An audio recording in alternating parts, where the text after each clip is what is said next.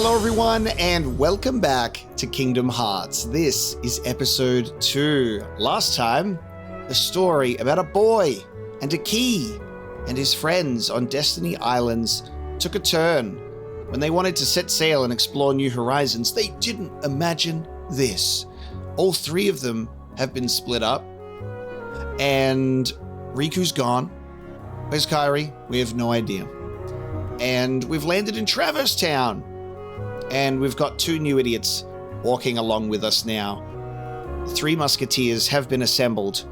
All for one, one for all. Sora, Donald, and Goofy, the iconic trio. So we're now going to venture out and explore a little bit more before we go to a new world. With our beautiful fire magic, we can light the fireplace in the accessory shop and we can look around. See what else we can explore. What else do we have that we can use fire on? Maybe the fire door in the 3rd district, perhaps. Now, in the original Kingdom Hearts, this is basically your... stay in my circle. This is your FOV right here. This is kind of... it's very... claustrophobic. I've applied a little nice fix that pulls the camera back. So now it's over here, and it allows me to just kind of see more of my environment instead of the camera being shoved really far up Sora's behind. I think that's just a nice little improvement that I forgot to apply in the first episode. So that's a nice little fix. And look, we can jump on this. We can jump on this Trinity mark with the 3 of us.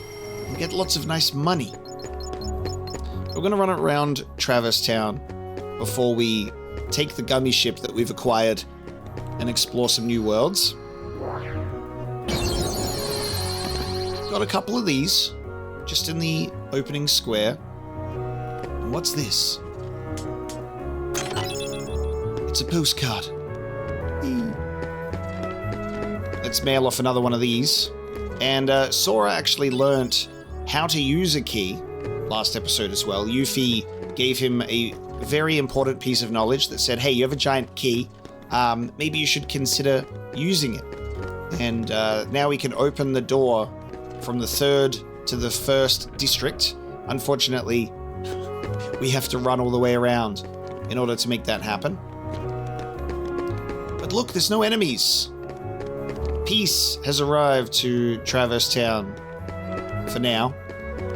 After eliminating the guard armor, the leader of the Heartless, and Leon giving you a parting gift with all of the money, he's hanging out over here. This is the puppy's home. When their world disappeared, they were torn away from their family and scattered to other worlds. I bet the little guys are terrified. They must be. Sora, I'm counting on you. I love that our lone wolf character is the one to be like, Sora, rescue the dogs, please. Which is so good. So we will find the Dalmatians and we've got to go and rescue them.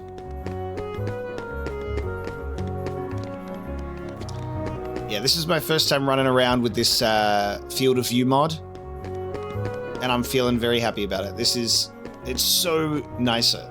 So nicer, he says. So much nicer, I should say. Having the camera pulled back, I'm excited to see how that'll work in action as well, when we'll actually be in combat, and it won't be such a suffocating camera, which is very nice. Get a camping set for our troubles. This is the mysterious door. Fire! The magic of fire, we will go through to the mystical house. And we'll engage in the hardest jumping puzzle of all time.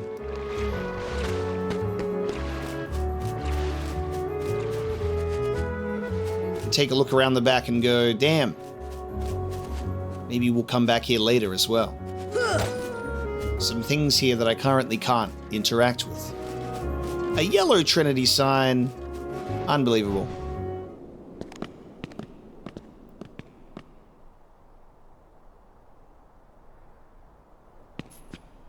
There's something about this musty place.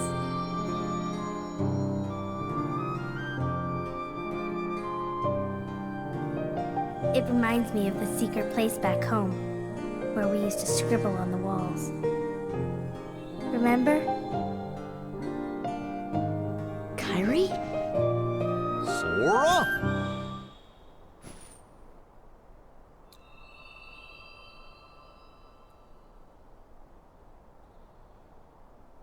We're hallucinating Kyrie. Crazy. Well, well. You've arrived sooner than I expected.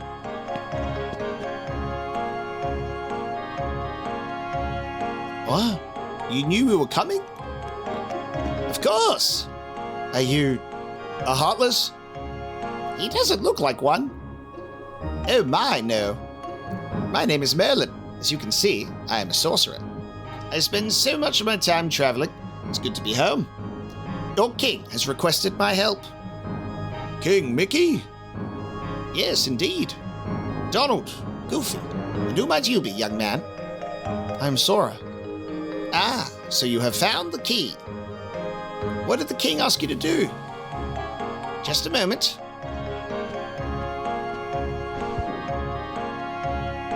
Presto!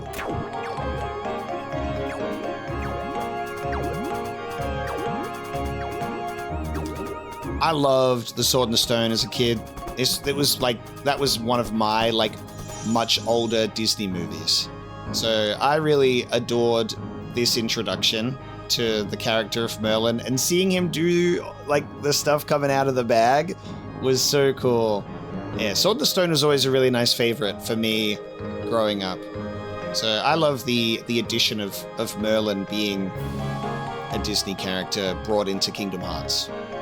It's very, very nice. When will we see Arthur? It's about time. There now. Ahem. Your king asked me to train you in the art of magic. We can start any time you like. Let me know when you're ready to begin the training.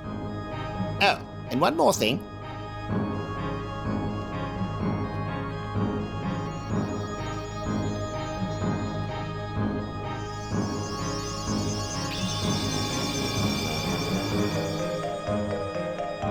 This is my wife, the fairy godmother. Hello, I'm the fairy godmother. Your king asked me to help too. I will assist throughout your journey. I do not know how much I can be of help, but do stop by anytime. This is such a lovely Kingdom Hearts room with the Disney stuff. And, this is just a taste, because this is just the beginning of Merlin's room. But I like the inclusion of the fairy godmother just also being here as well, with the remnants of a tiny carriage. I'm so worried about Cinderella. Perhaps one of the worlds lost to darkness. She's taken refuge here. I like this concept of King Mickey in the sense that while there's a world order, when there are worlds that are already lost to darkness, he's kind of salvaging these bits and pieces, these connections and people that have survived and getting their assistance, and they live elsewhere. It's a really cool thing. I love Traverse Town as well. It's such a fantastic world for, the people that end up here after worlds have succumbed to darkness. I find that to be such an incredible concept, a sort of crossroads, a hub world that people wander into. Yes, practice magic. Never mind. Basically, I can shoot my fire at magical furniture. Currently, we're not really looking to explore such a thing, but we are unlocking this for now. It's just an introduction. We'll be back. We'll be back to this place. But we're already here, so we may as well do it before we leave and say, exit Mystical House. See you later. I actually think for now that's probably all we're going to do in Traverse Town. So we can actually use the save and we can board the gummy ship instead of walking all the way back.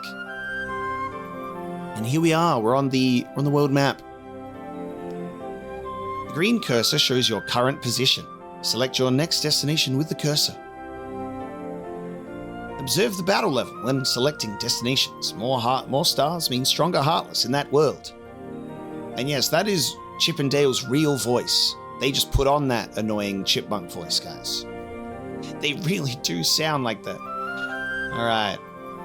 The normal drive activated to battle level 2 or battle level 1. We will go in the game's recommended order. And let's see what this mysterious question mark will end up being. I have positively no clue. It's the magic of Kingdom Hearts. We have no idea what's coming next. We travel to different worlds on the gummy ship. The Heartless ships often give us a hard time. Always be on the lookout during flight. Your journey will be documented until you reach your destination. Seek out the missions each world has to offer. Control the gummy ship with left thumbstick up, down, left, right. Use up to descend and down to ascend. Inverted flight controls, you bastard. The blue gauge shows the power level. Firing lasers, among other things, consumes power. Green gauge shows the strength of the armor. If it reaches 0, it's back to the departing point. Do you like Donald and Goofy using their best flight attendant pilot voices? Got myself a blueprint for a new gummy ship immediately.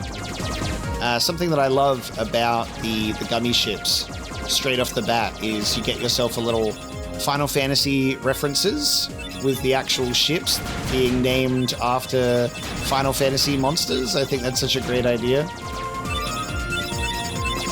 Just ways that you can throw some Final Fantasy threads in there. I think that's really, really sweet. Now, gummy ships in Kingdom Hearts 1, very basic. You go forwards and things come at you, and you shoot them, and you get pieces of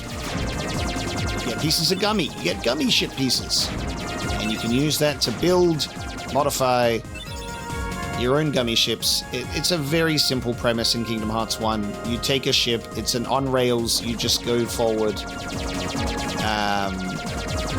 and it's okay. It's very, very bare bones.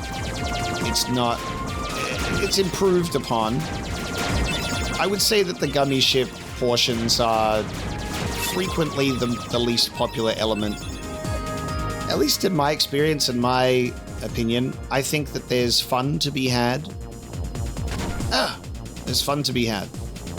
But mostly in Kingdom Hearts 2 and Kingdom Hearts 3. What's this?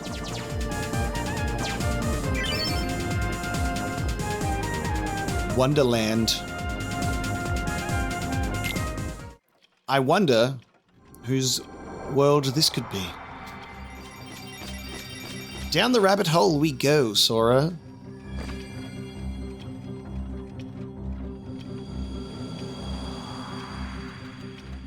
Thematically, I think this is a perfect first Disney World. Oh, my word, missus! I'm late! Oh dear, oh dear, oh dear! I'm here! I should be there! Oh, I'm late! Oh, the Queen! She'll clap my head for sure! I think it's thematically appropriate. It's very fitting because it is like this element of Kingdom Hearts in general is the kind of you've fallen down the rabbit hole of these different Disney worlds, and it gives you this a good introduction of being like the outsider to the movements of what's going on in the world and establishing, you know, some certain rules of how you're supposed to not intervene.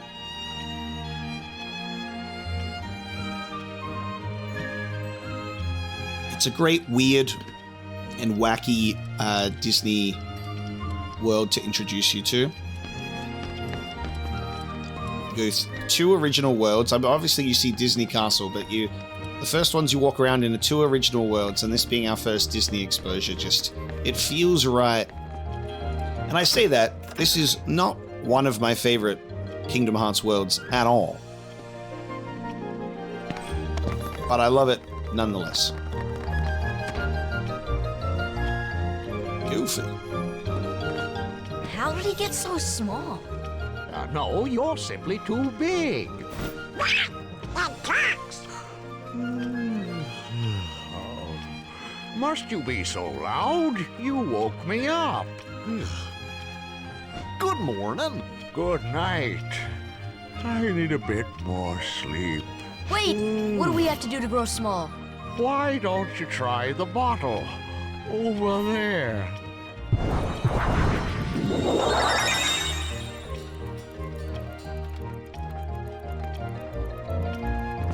Bottle time, perhaps? Maybe I'll push that into the wall first and make that a 2D image to reveal a doorway.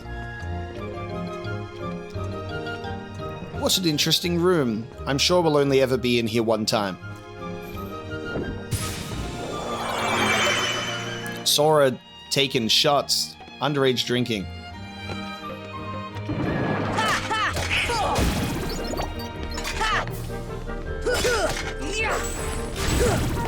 Nice. And now that we're small, the heartless of this world can attack. And we can get introduced to some new types of heartless. The Red Nocturne.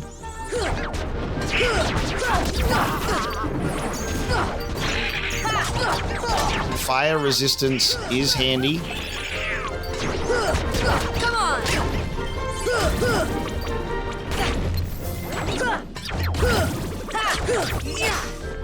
Yes. So we've got a Protect Chain. We can equip the Brave Warrior that we got from Guard Armor, so I should make sure to do that. In the accessory shop with Sid, we had an opportunity to purchase some different pieces, but we don't have a lot of money. We're not very liquid right now, but there is the potential. Come on! And you can purchase some accessories that'll give you a little more resistance. It's getting smacked in the face with a fireball. And he says, hey, try the bottle. And then immediately he gets rid of us, falls asleep. We will find our own way through.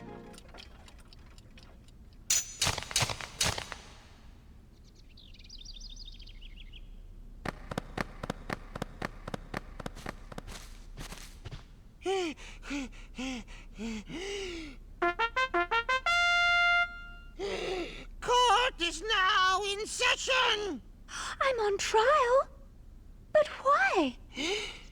Her Majesty, the Queen of Hearts, presiding. This girl is the culprit. There's no doubt about it. And the reason is because I say so, that's why. That is so unfair. Well, have you anything to say in your defense? Of course. I've done absolutely nothing wrong. You may be queen, but I'm afraid that doesn't give you the right to be so mean. Silence! You dare defy me? Hey guys, we should help her out. Blah, blah, blah. We're outsiders, so wouldn't that be muddling? Blah, blah, blah, blah. Oh, yeah.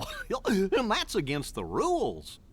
The court finds the defendant guilty as charged for the crimes of assault and attempted theft of my heart. Off with her head! No! Oh, please! Hold it right there! Who are you? How dare you interfere with my court? Excuse me, but we know who the real culprit is. Uh-huh. It's the Heartless. Anyway, she's not the one you're looking for. That's nonsense. Have you any proof?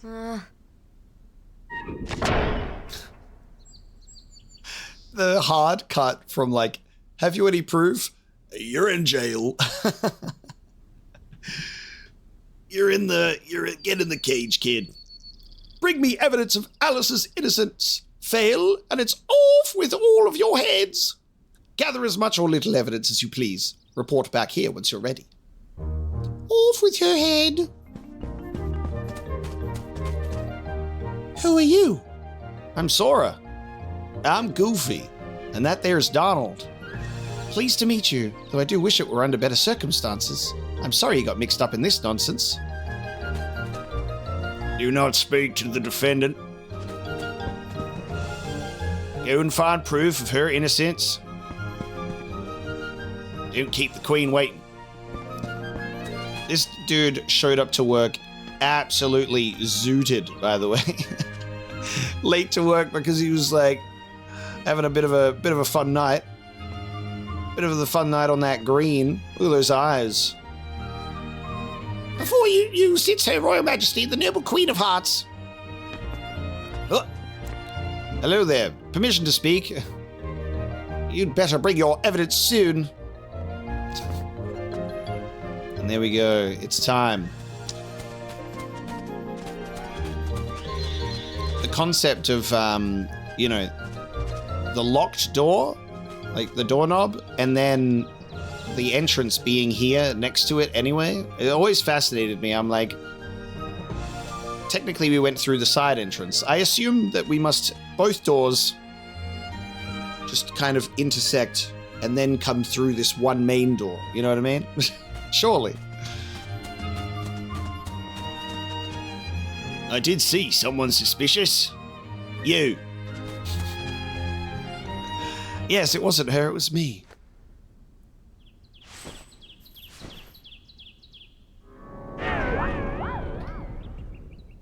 Best character introduction is here.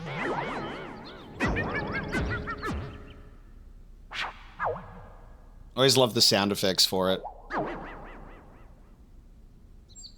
are you? Who indeed? Poor Alice, soon to lose her head, and she's not guilty of a thing. Hey, if you know who the real culprit is, tell us. The Cheshire Cat has all the answers, but doesn't always tell. The answer, the culprit, the cat, all lie in darkness. Wait! They've already left the forest. I won't tell which exit. There are 4 pieces of evidence in all. 3 are a cinch to find. The 4th is tricky. Big reward if you find them all. Should we trust him? To trust or not to trust? I trust you'll decide. Incredible. All right. 4 pieces of evidence to discover. 3 are easy. The 4th, not so much. Let's see how we go, shall we? Now, this is one of those situations in the game where you can completely refuse this type of experience. I can pick up 1 piece of evidence, take it back to the guy, and call it a day. This is a game that rewards the effort that you put into certain things like this, though. Give me a potion and I'll make you bigger. I'll think about it, pal. Give me an ether. Come on! But yes, many things to do in this creepy-looking forest that we have here. Oh, look. What's this? Footprints. A piece of evidence. And we can literally just walk back in to the Queen, present this evidence, and call it a day. You know? Give me a potion. How about no? And the game gives you a potion or 2 for free. It gives you a potion and an ether that you can provide to this guy. So if we go into our items, we go potion and we select the flower. Thanks. Look at that upgrade. We were upgraded to a high potion. Let's do some light platforming here.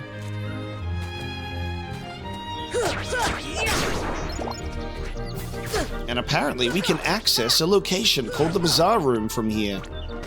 And if I don't hit an enemy and knock myself off, we can actually go in here.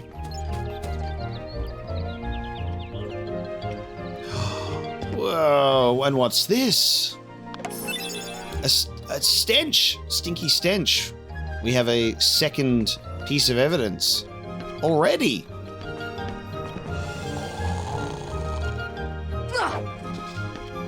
So there's 2 down, 2 to go. The Cheshire Cat wasn't lying. It's been a cinch so far.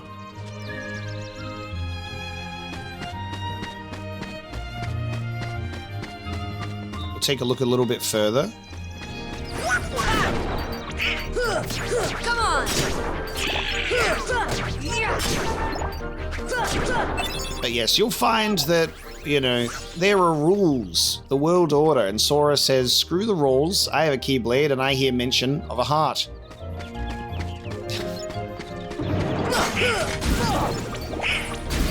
The context of this story in comparison to the future narratives of Kingdom Hearts is always something I love to think about. Oh, look. It's the third piece, the antenna. 3 being a cinch. What about piece number 4? Obviously, we're not talking about other Kingdom Hearts narratives. Not at this point in time. That comes later. It's too big to eat. Found Dalmatians, puppies number 16, 17, and 18 returned home. Sending some beautiful puppies home. Okay. Now, let's take a look at these other flowers, shall we? This one says, give me a potion and I'll make you bigger. So let's change that around. I'm carrying 6 potions right now and only 1 ether. Only the 1. It's a precious resource, and I got 2 flowers asking for 1. This should help. Whoa. There you go. And what we're going to do here... What can I do in such a tiny room being so large? I can smack this tree, and it says, wee! It is such an interesting room, because it's like... It's not a forest. You know what I mean? Like, it's like this weird cardboard cutout. Like we're walking through, you know, a storybook. You've got like these painted walls, and the roof it's a solid rooftop. Like it's not a skybox. It's always so weird to think about whether this is just the way this is put together. It's very much like a pop-up storybook, you know? I like it. Same with like the Bazaar room, how you're like pushing the bed into the walls. So I like that it gives you that visual style. It's very unique in that sense. You do need to smack this. Give me a second. I do need to smack this guy off. I take this. Yeah, there you go. I take that, and then you smack that around, and then you eat this, and then you go, delicious shrinking fruit. I've lost so much weight.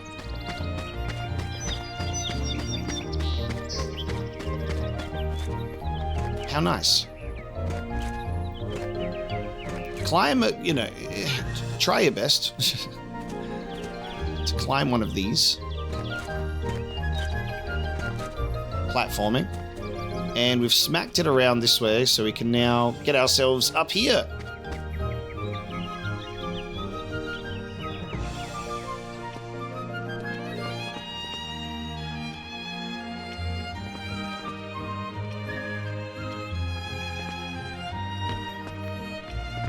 I'm gonna look at this and say, I think... I'm trying to remember if I...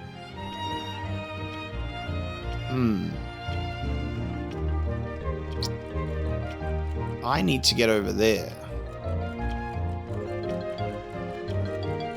You can see it, can't you? It's over there. Our 4th piece. That's a little bit tricky. This is that funny moment where I'm trying to... we had the 3 pieces in a good row there, and now I need to remember...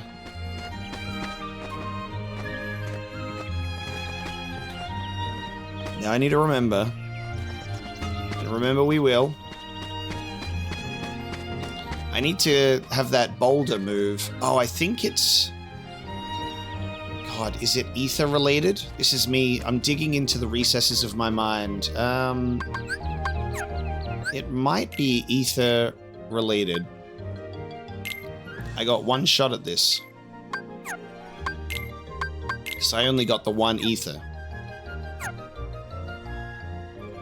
I think so. It removes the... It puts that into a different spot. Here! It might be the other one that's asking for the ether. Oh, yeah. Oh, no, wait. Wait. I'm gonna have to give this guy a potion again. Hold on. This should help. You take a potion. And do I stand? I stand on this. Yeah. Why don't you get on? I stand on this, and then it raises that. That's the thing that I forgot. Incredible. I forgot to do that. That was the mistake that I made.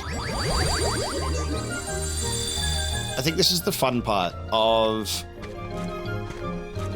the fact that I am genuinely playing this game from memory. But, you know, memory is never perfect. I'm not a walking strategy guide for these types of games. There we go. This is what I was trying to get to. All right, now, Donald, you're going to have to go fall down, please. I need to jump. There we go. My brain was like, I need to get to the bazaar room through one of those doors, and I went through the wrong one first and went, wait a minute, where am I? There we go. So we went through the right one and got the pieces. Well, look what you found. Nice going. Now we can save Alice. Don't be so sure. She may be innocent, but what about you? What do you mean? I won't tell, but I'll give you something. Attained the power of ice. We've got Blizzard. So that's our reward for gathering the 4 pieces of evidence in a perfectly efficient way. Is using ice. See ya! Using ice against your fire enemies. And now Donald's got it as well, of course.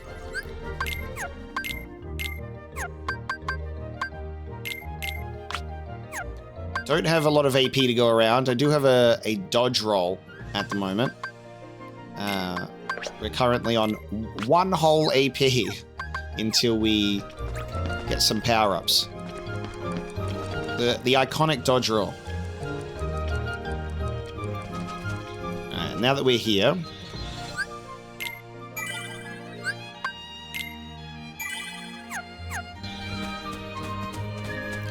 we are ready to present the evidence, madam. Are you ready to present evidence before the Queen? Yes. Very well. Council, step up to the podium. Now, show me what you have found. Well, that's certainly a lot of evidence, but I'm still not impressed. Cards! Bring forth my evidence.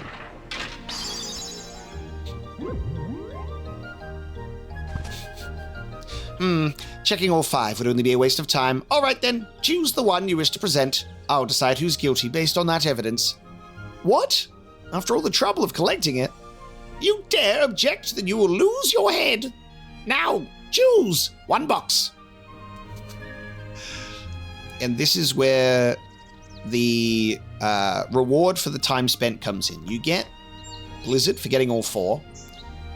If you just get 1... and come back here and say, I've got enough evidence, she will present 4 pieces of her own evidence to make up the 5. So you have a 1 in 5 chance of presenting your evidence instead of a 4 out of 5 chance of presenting your evidence. But what does she put in here? What's her evidence? I guess we'll have to find out. There is a 1 in 5 chance that we will see her evidence. That is the risk. I'm going to go for the one in front of Alice. Are you certain? No second chances? I'm sure.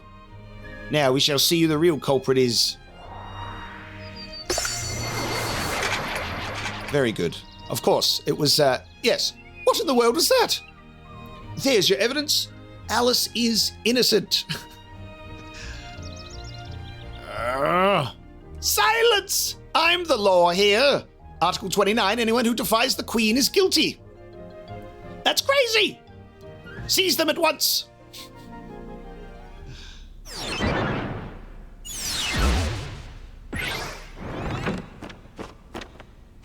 So we're getting seized even with the correct evidence. So what's the difference, we might ask? Cards! If they touch the tower, you lose your heads. So, what do we think could be the potential consequence? So the fun part about this is the evidence that she has is literally just Donald and Goofy. So if her evidence is selected, Donald and Goofy get put in like a little jail cell, and then the cards just attack you. We're touching the tower. What are you going to do about it, Queen? So Donald and Goofy, they'll get put in a little jail cell, and you'll initially be on your own. But you can, of course, free them if you damage the jail cell enough. Come on! Come on! Come on! See ya! Bang. Max AP. You fools! Destroy their tower.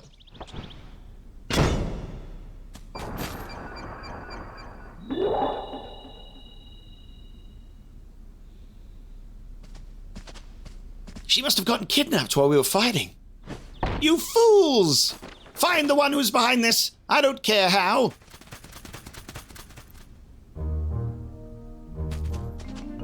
I just looked away for a moment and... Without a defendant, there's no trial. Find Alice and bring her here. The Queen has spoken. Find Alice at once. Quit dawdling. Where could she have gone? Where did that girl disappear to?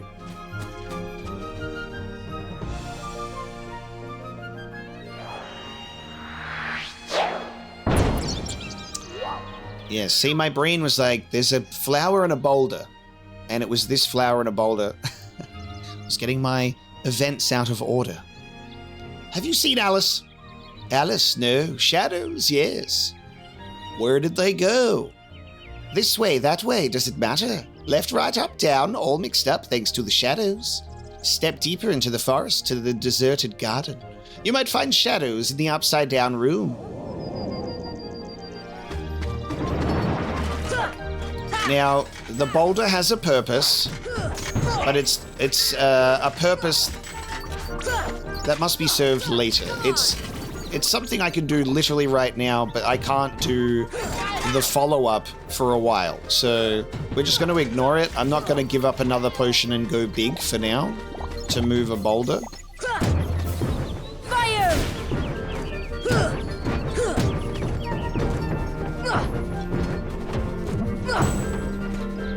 Can you stop being in the corner?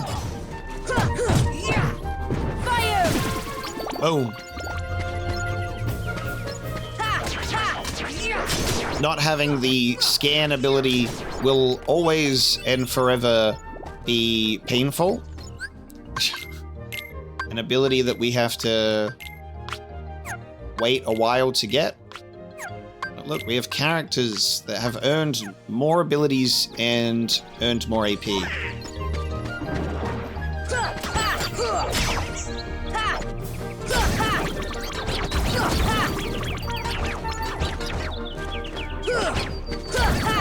Okay. As we can see, the boulder has been moved. It was previously blocking Come on! this exit. Come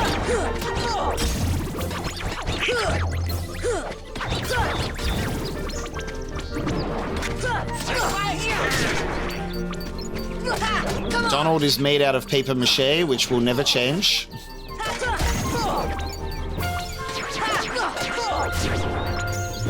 I'd always be curious what like a proper critical mode for Kingdom Hearts 1 would be, because, you know, Kingdom Hearts 1, it has its proud mode, which is okay. It has difficulty spikes, that's for sure. It has its moments, but it's certainly not the difficulty that Kingdom Hearts can be and will be on critical modes.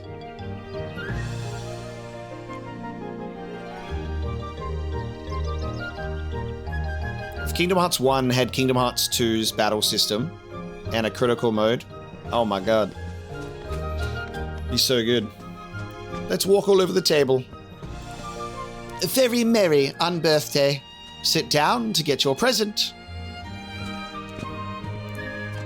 It's a bit of a shame that the Mad Hatter is, okay, Donald. Shit, we see you. We see you, buddy. Fucking hell, he's got jumping skills. He's got high jump already. Look at him go.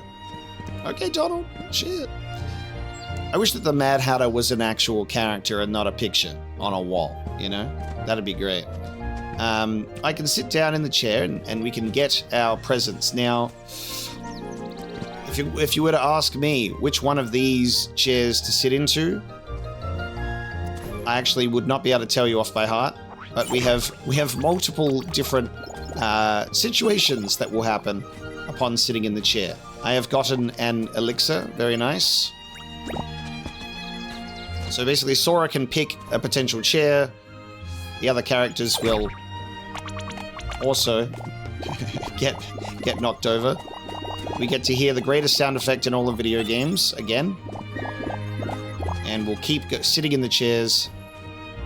There is potential for bad things to happen, however. Sometimes you can push your chair-sitting luck a little too far. I think that's one of them. Yep, there it is. We found a bad chair. Come on. You may think cake is a good thing. It's not. And the Mad Hatter seems to agree. Come on.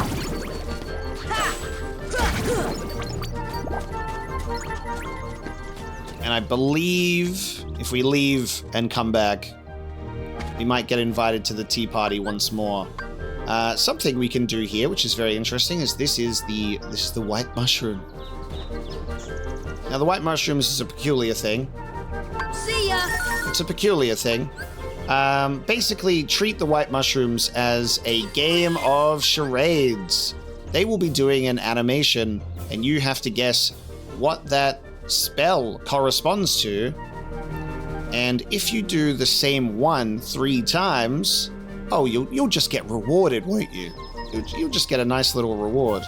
But they have to do a randomly generated animation if you want to get 3 in a row. And sometimes they might not do the animation that you're looking for, and you're going to stare at them for a bit until they either do the animation you want or they vanish. Isn't it great that there's 3 choices and that we're just repeating the 2 that I don't want over and over again? Thank you. 10p. Thank you very much. Wow. We got mystery goo and some blizzard arts. See ya. Isn't that nice? This one's shivering. Shall we help him out?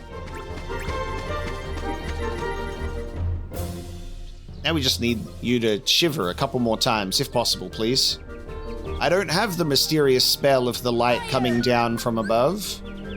So if we could just have you shiver once more, please, before you leave us. Once more. Oh, and there you go. Unfortunately, we've failed the RNG. It did not shiver a second time, but we do have the chairs. So mystery goo is a very important item. So are the arts that you can get.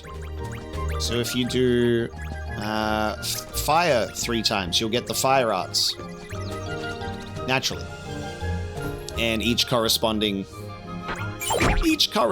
spell will be the same.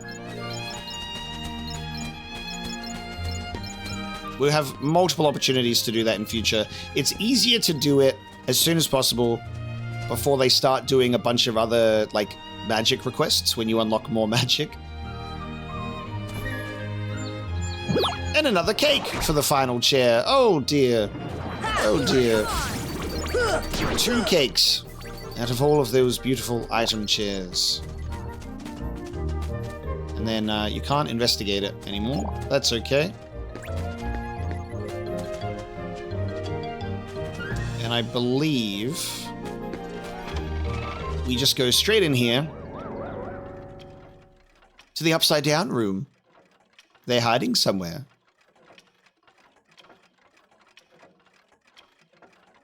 Whoa, I don't remember him ever saying that.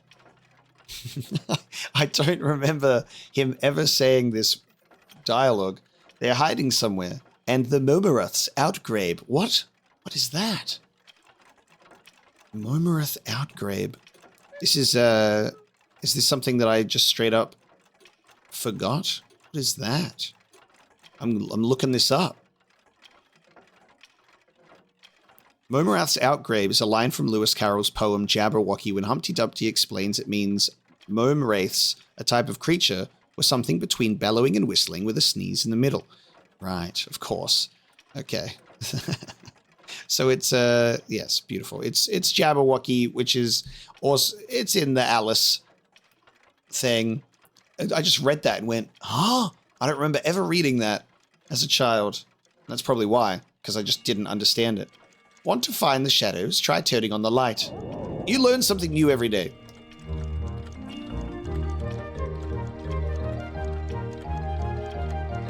Even Momorath's outgrabe. But here we are in the outside room, regardless.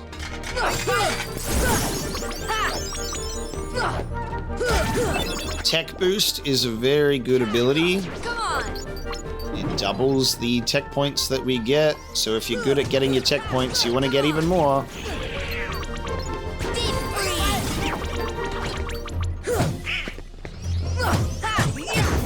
See ya.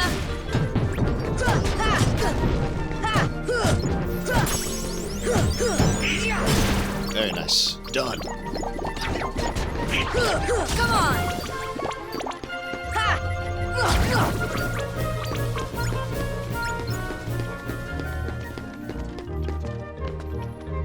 We have a look on these beautiful tables here. We can see some lamps.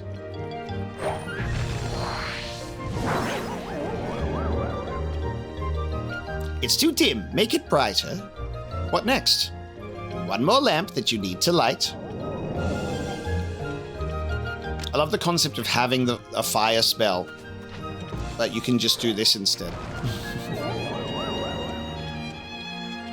All the lights are on. You'll see the shadows soon. They'll arise in this room, but somewhere else. The shadows might go after that doorknob too.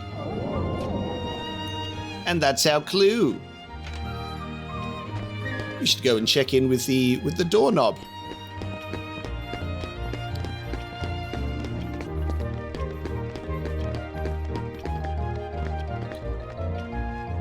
And I think that's everything. And then out we go. We release this and we can go to the Queen's Castle.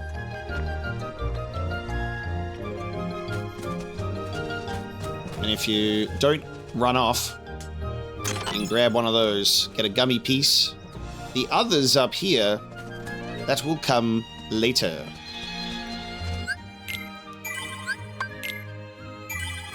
For now, let's go check in with the doorknob. You'll have a better view from higher up.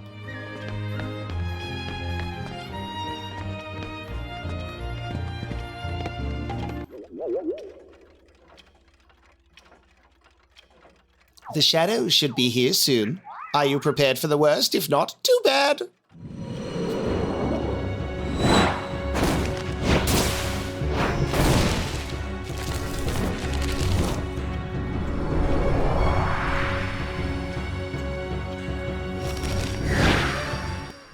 Very nice. And in his original color scheme. Very good. Come on. Smack him down a bit. So you'll see that he might, at some point in time, at some point in time. Maybe.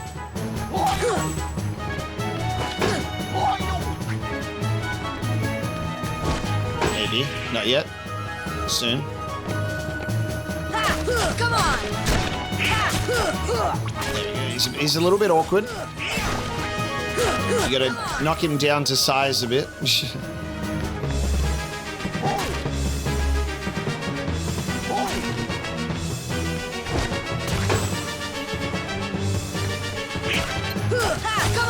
Not getting up on that table again, though. He's crushed my chair. Fire! Fire!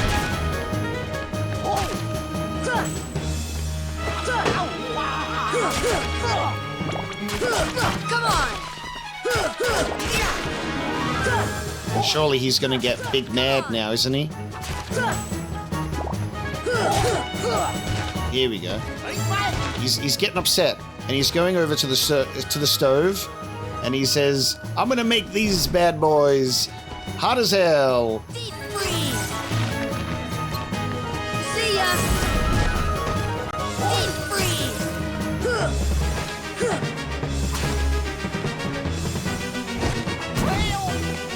Deep freeze! Deep freeze! Ha! Come on! See ya! Deep freeze! See ya!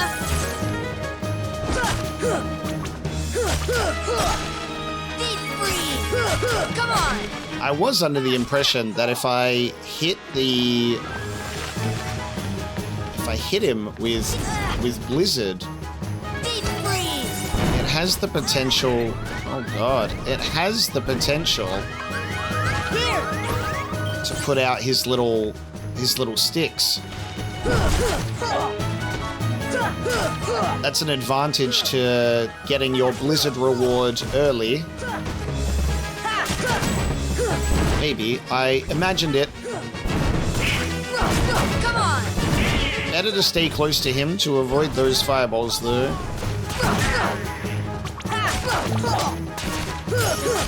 Nice, there we go.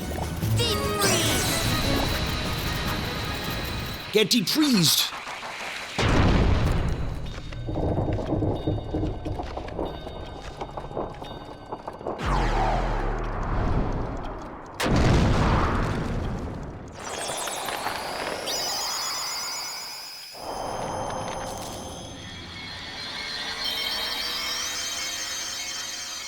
I love the heartless death scenes in this game.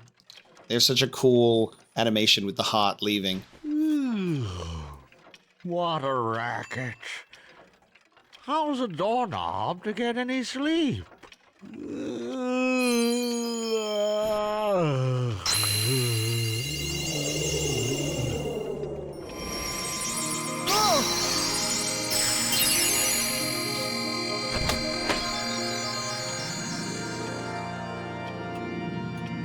What was that? You hear that? Sounded like something closed. This gummy ain't like the others, no sir. Okay, I'll hold on to it. Got a Navi G piece. Splendid, you're quite the hero. If you're looking for Alice, she's not here. She's gone, off with the shadows into darkness. No. Let's go back to our gummy ship. We might find her in another world. We've got to go to a save point to return to our ship. Keyhole closed with our giant key. And now we can leave. Alice is gone. Yes, in another world, maybe? Let's see, shall we? So, the Blizzard was normally, if you don't get all of the evidence, you get it after defeating Trickmaster. There's part of me that thought that I remembered in that fight, if you used Blizzard, you could put out the fire of his little sticks. But, you know, maybe I remembered incorrectly.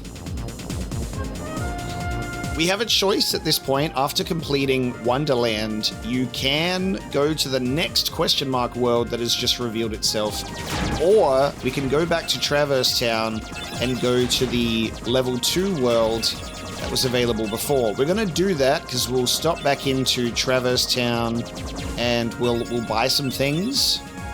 And there's also something we can do with the Blizzard spell in Traverse Town now as well. And then we're gonna go to world number 2. That's the thing with the question mark worlds though, from like a first playthrough perspective. You can very easily just go, oh, well, I'll just go to this new one right next to me and we'll see what happens. So you have to, at least for now, travel world by world.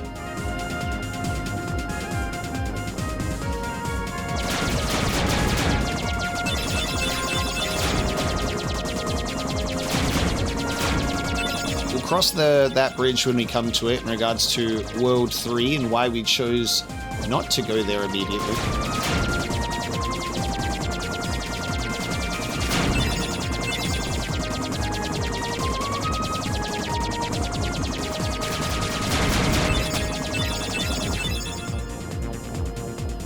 Picking up shields, despite the fact that I don't have a use for them, always confused me when I very first played this game, because I'm like, where are my shields at?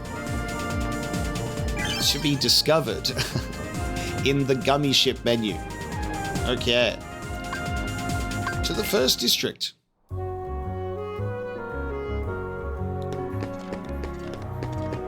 And what do we got over here? We've got some candles. They say there's an underground cavern on the outskirts of town.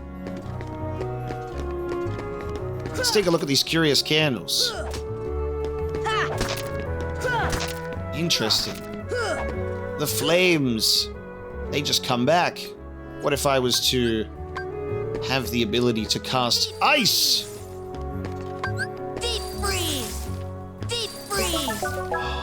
Nice. And we've put out the candles permanently and earned a defense up for our troubles. And by permanently, I mean until they turn back on immediately. But we have a defense boost, which is, it's just going to get used on Sora. It's just the right thing to do. Check in with Huey, Dewey, and Louie.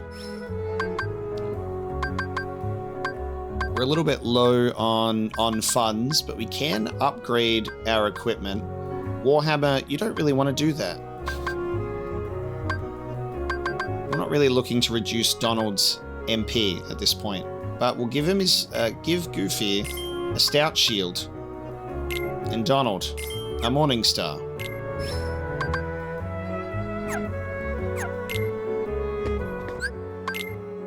A little bit of an equipment upgrade that'll give him 1 extra strength, and yeah, that exists. The stout shield. It's something that certainly exists. We'll give Sora a little more AP. We'll give Donald a little more defense. And I'll take off my Berserk for now and put on Tech Boost.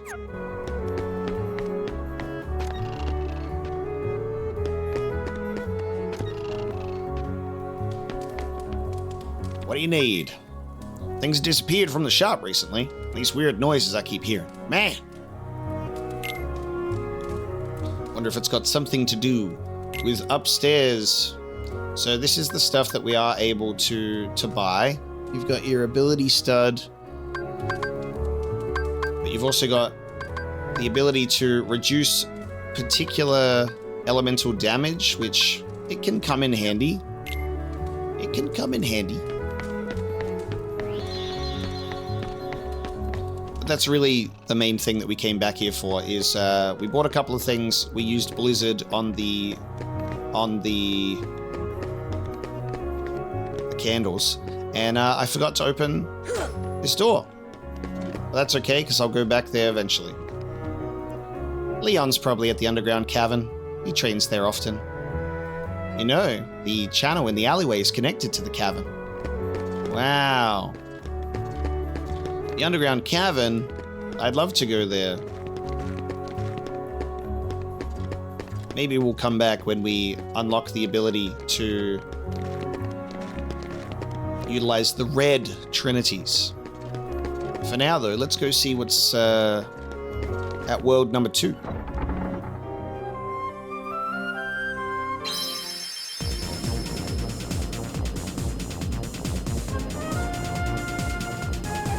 I might wait until I've got a few more pieces, but I could switch to a different blueprint and utilize a different gummy ship. You don't really need to.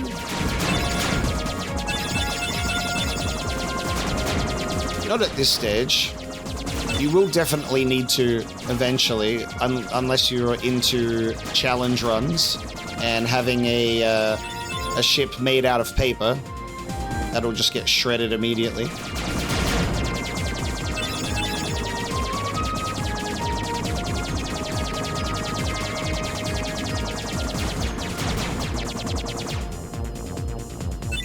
think the score that they added was a final mix thing, which was just kill as many enemies as you see and gather their items and you get points.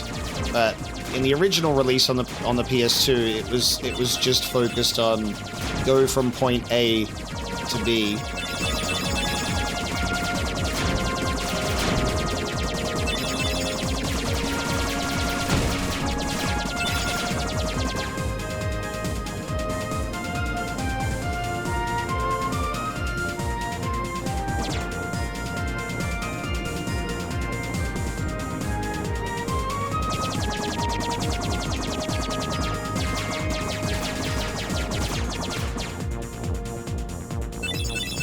As you can see, it really is not the most invigorating sequence of all time. And it will get better. It will get better. Because it has to.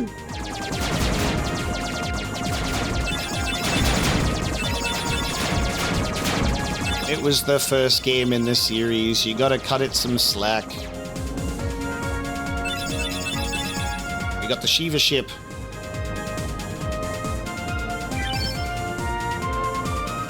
We arrive to Olympus Coliseum, one of the most iconic worlds and Disney properties related to the series. Let's land.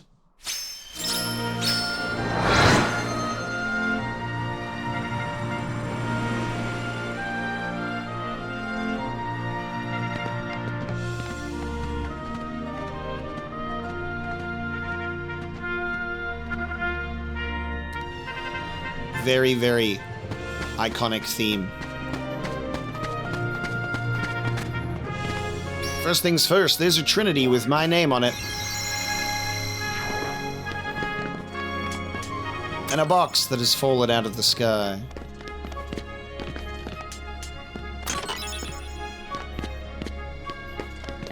And what's this? It's a 2-for-1. We get another trinity over here as well.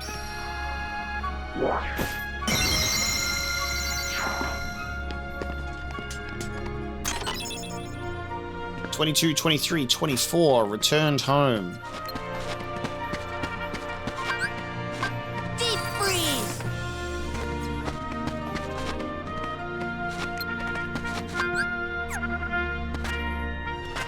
See ya!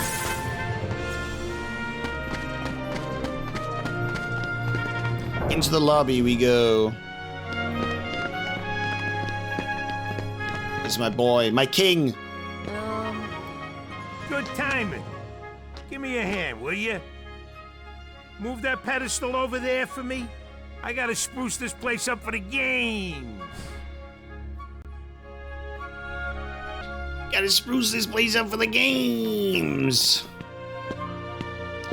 It weighs a ton. Let's try from this side. It's not working. It's way too heavy. What? Too heavy? Since when have you been such a little... Oh, wrong guy. What are you doing here? This here's the world-famous Coliseum, heroes only. And I got my hands full preparing for the games, so run along, pipsqueaks. Look, it's like this. Heroes are coming from all over to fight ferocious monsters right here in the Coliseum. You've got heroes standing right in front of you. Yup, he's a real hero chosen by the Keyblade. And we're heroes too. Hero? That runt? What's so funny? I fought a bunch of monsters.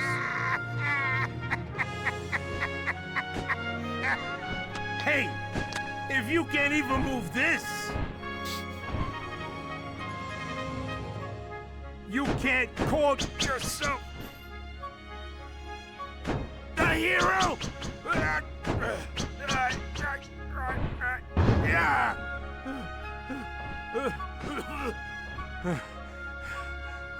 Okay, so it takes more than brawn.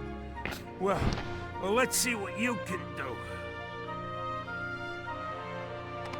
Love him so much. Very good Danny DeVito impressionist, by the way. Not actually Danny DeVito reprising his role as Phil, but a fucking damn good job at it. And I love the just the very innocent humor of this game. The way that it just like cuts between the characters as he's doing it. It's so good. It's timeless. This trial is tough. You got what it takes. You ready? I literally do not have a Danny DeVito voice in me. I should practice. That'd be a good one to have. I'm the trash man. I don't know. I don't have it.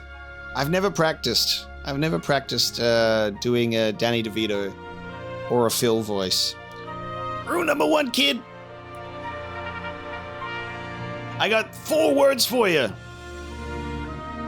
Get up on the Hydra's back! See how we go. See how we go. Lost your nerve, kid! No, I'm just gonna save first, please. Save first.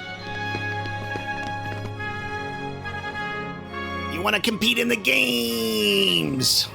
This trial is tough. You got what it takes? You ready? I'm ready! Okay, kid. Let's see what you got. Row number 287, hit the barrel. Bust all the barrels within the time limit. Ready? Go!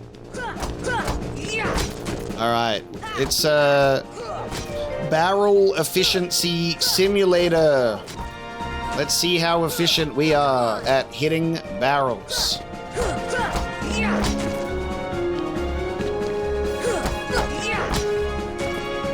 Not bad, for a beginner that is. Very nice. The rules are simple. Bust all the barrels within the time limit. That was supposed to go a little better than that. That's okay. I was supposed to hit that into both of them.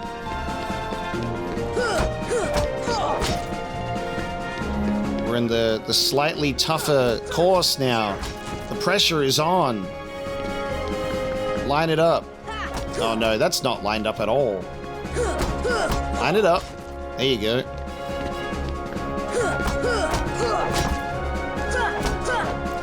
No! Come on. Terrible. Alright, line it up. Fuck. That's alright. See ya. You can do that. You can do that too if you'd like. This is the least efficient way to do this. Come on. It was we did it, but it was not efficient. Hey, you're better than I thought. You know, you ain't bad, kid. Looks like I'm headed for the games. Afraid not. Why not? 2 words. You guys ain't heroes. Come on. You guys ain't heroes. I love just like Goofy counting his fingers.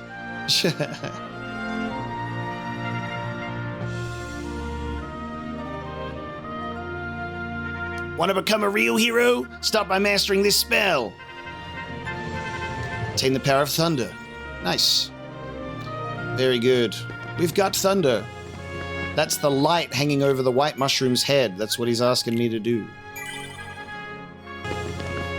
Alright, let's continue our run, shall we? Sorry, can't let you into the games just yet, but I can train you for them. Let's start training. I'm ready for the games. You don't get it, do you? No entry pass for you.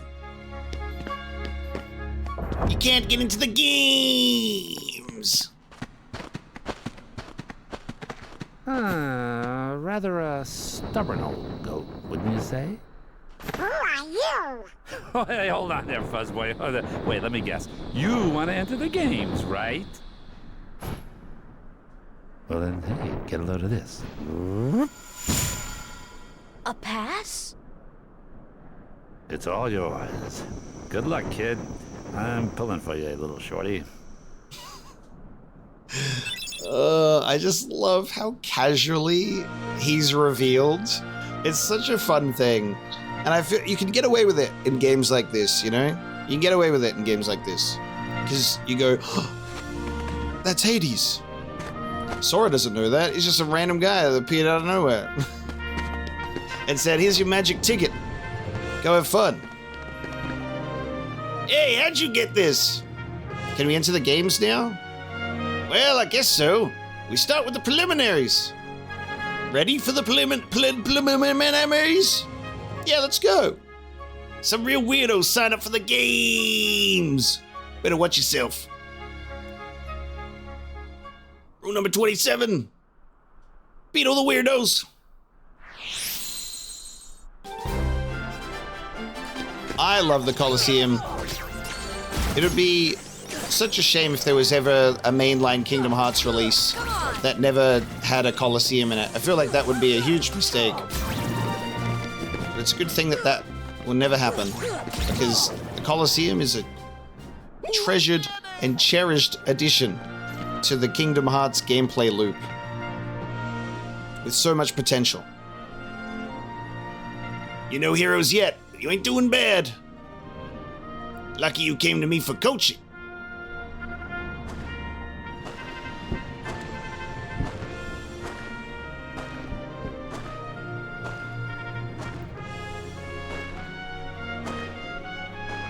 Whoa, it's the coolest guy ever.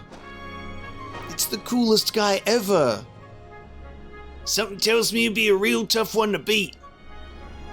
Who knows, maybe you'll end up facing him. See how we go, shall we? The Sinisters. I just love that as a scene. So good. He's just... no words are needed when you see the guy.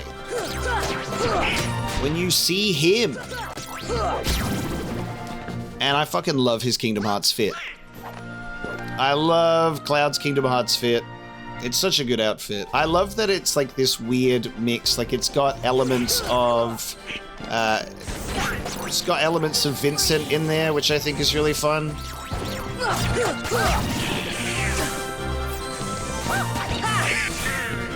And it's when you get, like, voice-acted Cloud. That was also a really interesting thing to think about. Like, voice-acting Cloud is very common now, you know?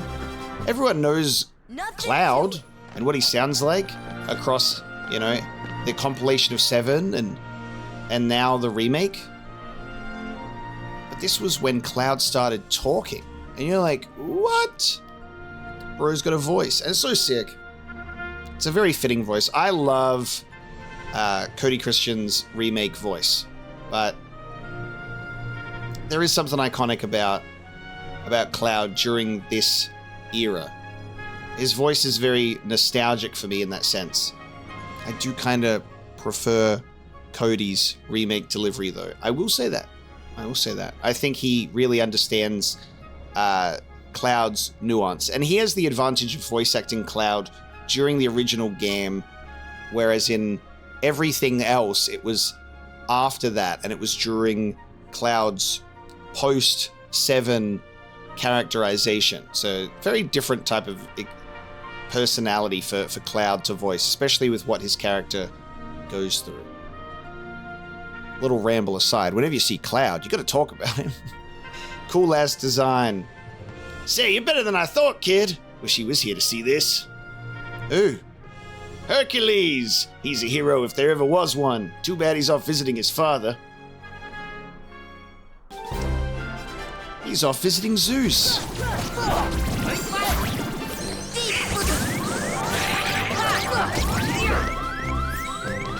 I'm in danger. Oh my god, why do I... Alright, well, I'll use the Mega Potion. We all need it. We all need it. Fuck. I forgot to change my items around. I have an Elixir and a High Potion. Incredible. Do I want to use my Elixir so early? Not really. Fire! Deep freeze! Oh no.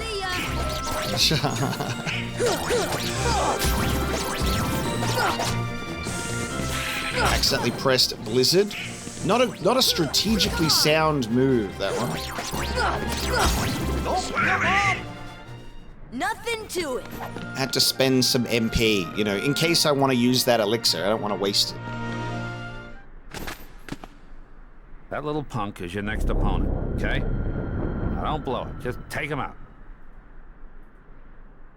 The great god of the underworld is afraid of a kid? Sorry, but my contract says... I know! You think I don't know? I wrote the contract! I know it says you're only required to kill Hercules in this tournament. But you gotta fight that kid to get to him. Come on. Hey, it's like that old goat says. Rule number 11.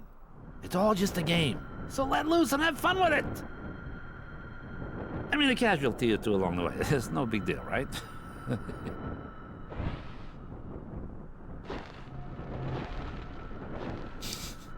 Jeez. Stiffer than the stiffs back home. Still, suckers like him are hard to come by. Such a good description. I love the way that he describes him. Stiffer than the stiffs back home. Yeah, goddamn. Love it. Come on!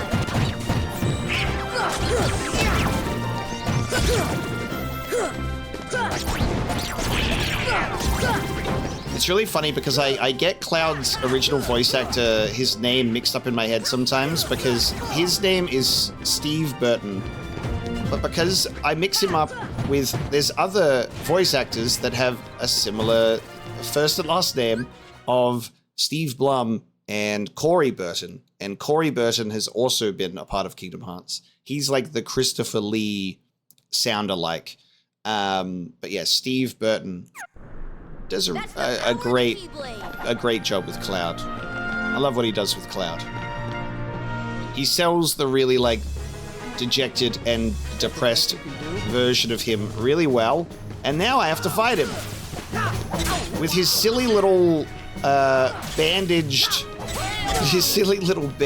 Buster Sword. Now, Cloud's a goddamn tough cookie. I'll tell you that much. He's a tough cookie. He don't go down easy. See ya. Especially when you don't have a scan. I don't know how much he's got.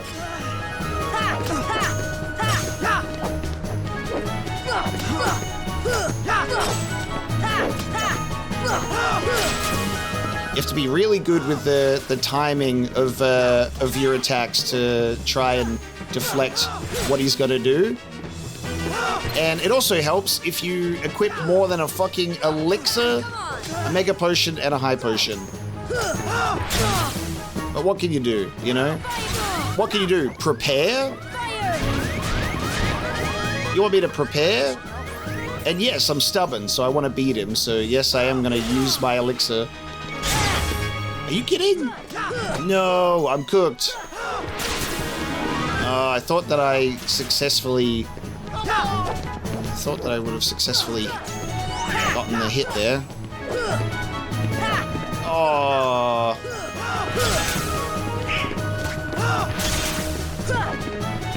So here we go. I've wasted an elixir for this. No! Oh, I wasted an elixir for this. You gotta be kidding me. Cloud, no! Oh, I don't feel good about that. I don't feel good about that at all. No! Phil just punching Hades.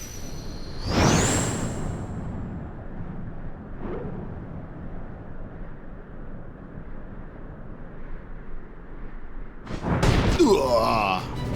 And he's crushed. Oh, right. There was one other rule. I forgot. Accident happened. Uh-oh. One of the coolest guys ever has just arrived, Cerberus. And one of the other coolest guys has just arrived.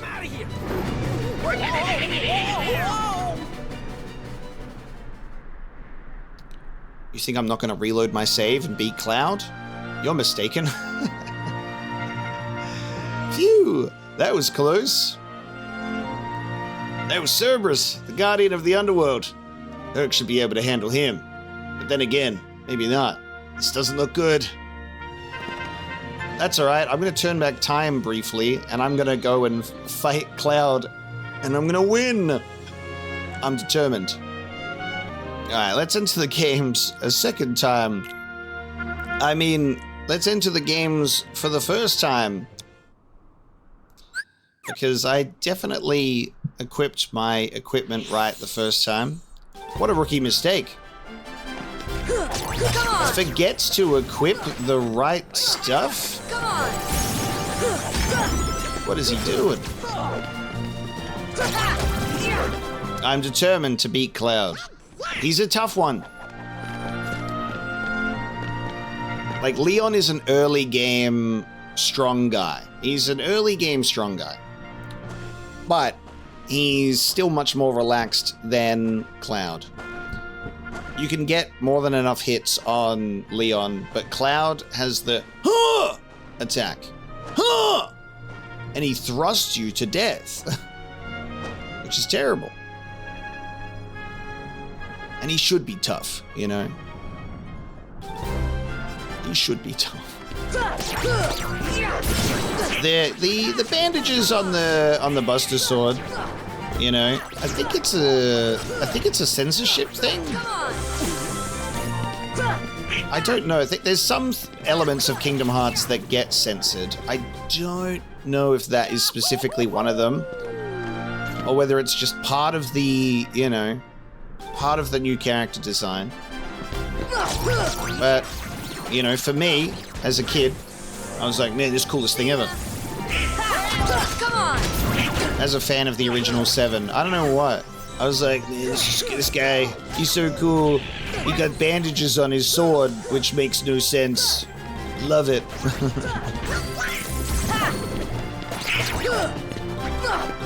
The Kingdom Hearts 1 targeting system.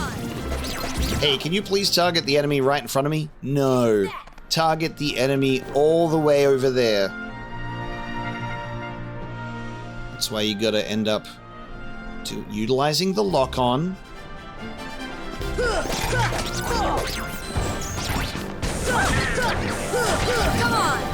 Sometimes I don't really use lock-on in big group settings because I just like being able to attack the whole group with everything.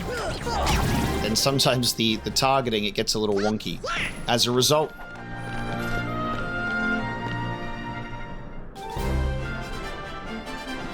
Come on! Fire! Fire! See ya! See ya! Fire! See ya! get some nice tech points by using fire against those. Exploit their elemental weaknesses. That little punk is your next opponent, okay? Stiffer than the stiffs back home. Alright. It's almost Cloud time. Alright. Here! I've had to use a potion. Come on!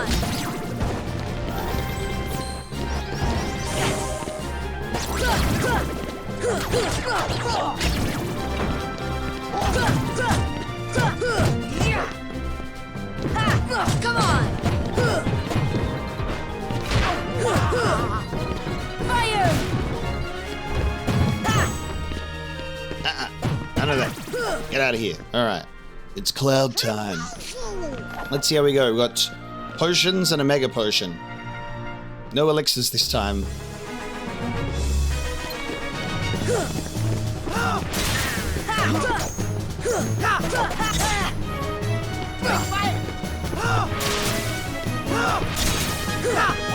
Oh my god, the bloody pole in the way. You're killing me.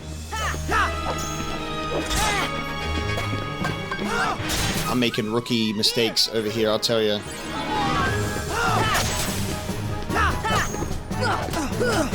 That's better. That's the best you can do?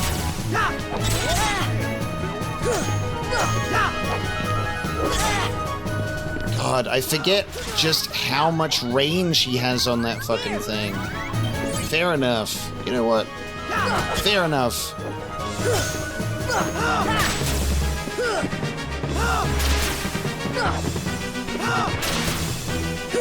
Dodge back. Huh! Yeah, we get it. We get it.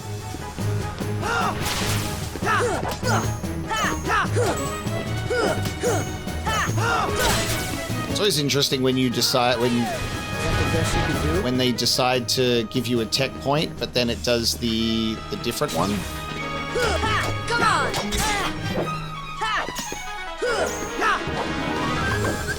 This should help. Everybody's back in the game. So here we go. Come on!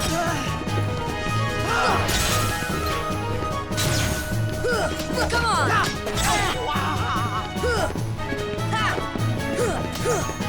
Yep, I'll just fight him blind. Let's do that.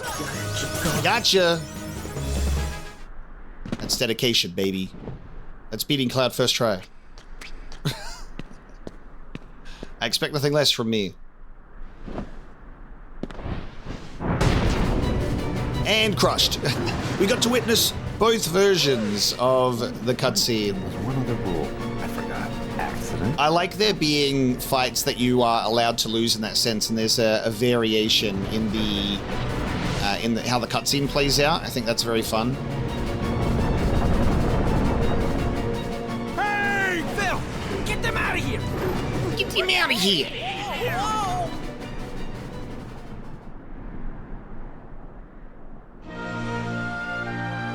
Phew, that was close.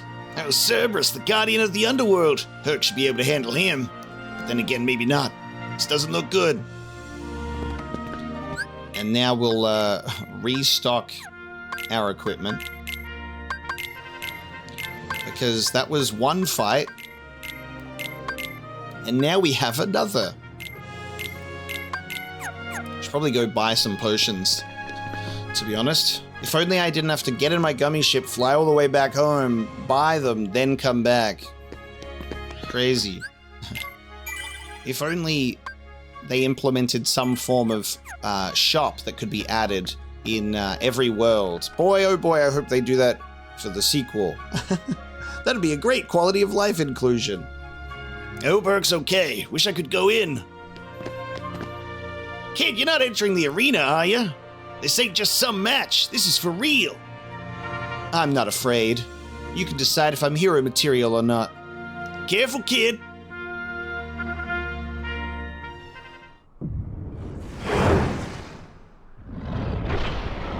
Such an interesting image to think about. This is the cool shit with the Disney Final Fantasy crossover, you know? So cool. He's got Hercules carrying Cloud over his back. Attack! Attack! Okay. Let's see how we go, shall we? We got a nice tech right there. That was lucky.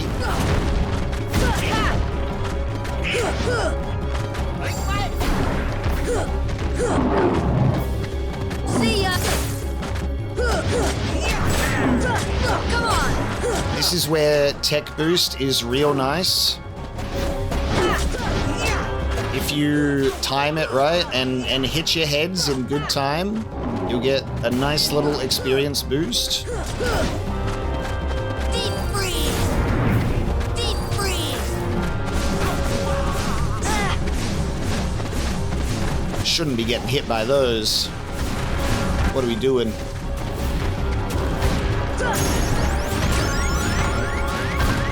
This should help. Pop one of those. Yeah, Cerberus loves to spam this move.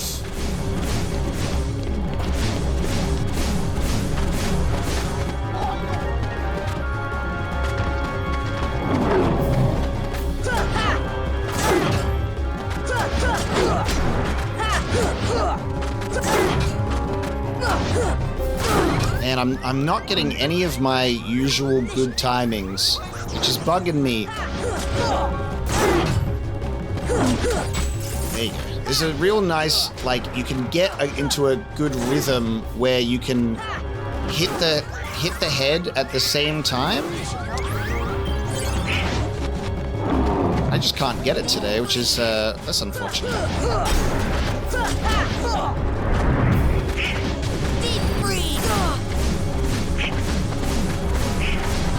You can get into a nice rhythm, hit the head as they come down, and just continuously do that. Oh god. A couple of deflects in. Avoid this again. His favorite move.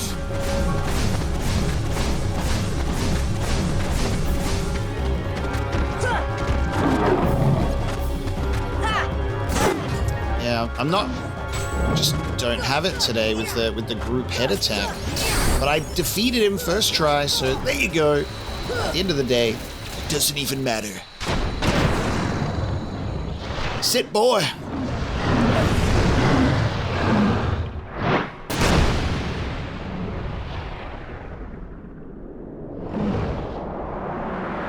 Couple of tough fights back to back, Cloud and Cerberus.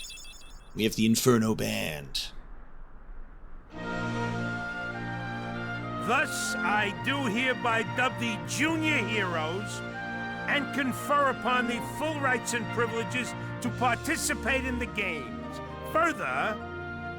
Hey, what do you mean, junior heroes? You rookies still don't understand what it takes to be a true hero. So, what does it take?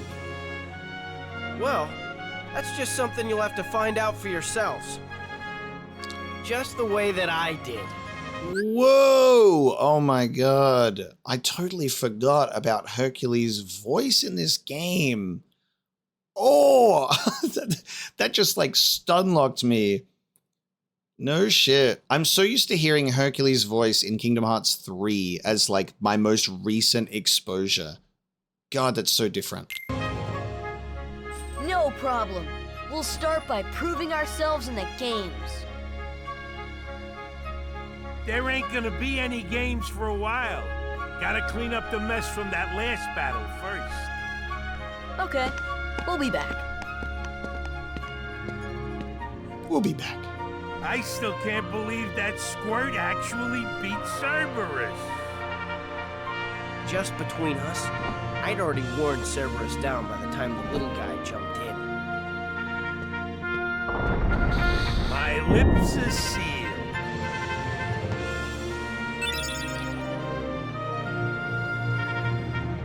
It is, oh my god, it is Sean Astin. It is Sean Astin. That was the thing that just went, oh, it smacked me in the face. I went, whoa, Sean Astin as, Jesus. Yeah, that was a shock. Because, yeah, I'm very used to hearing, like the most recent Hercules voice is in Kingdom Hearts 3. That was a blast to remember that and go, holy shit. You want to compete? Come back later, would you? We're not ready yet. You can train with the barrels if you want. Forget it. Lost your nerve, kid?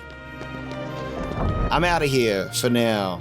Time to talk to the man brooding on the stairs. Hey, are you alright? Yeah. So, why did you go along with him anyway? I'm looking for someone. Hades promised to help. I tried to exploit the power of darkness, but it backfired. I fell into darkness, and I couldn't find the light. You'll find it. I'm searching too. For your light?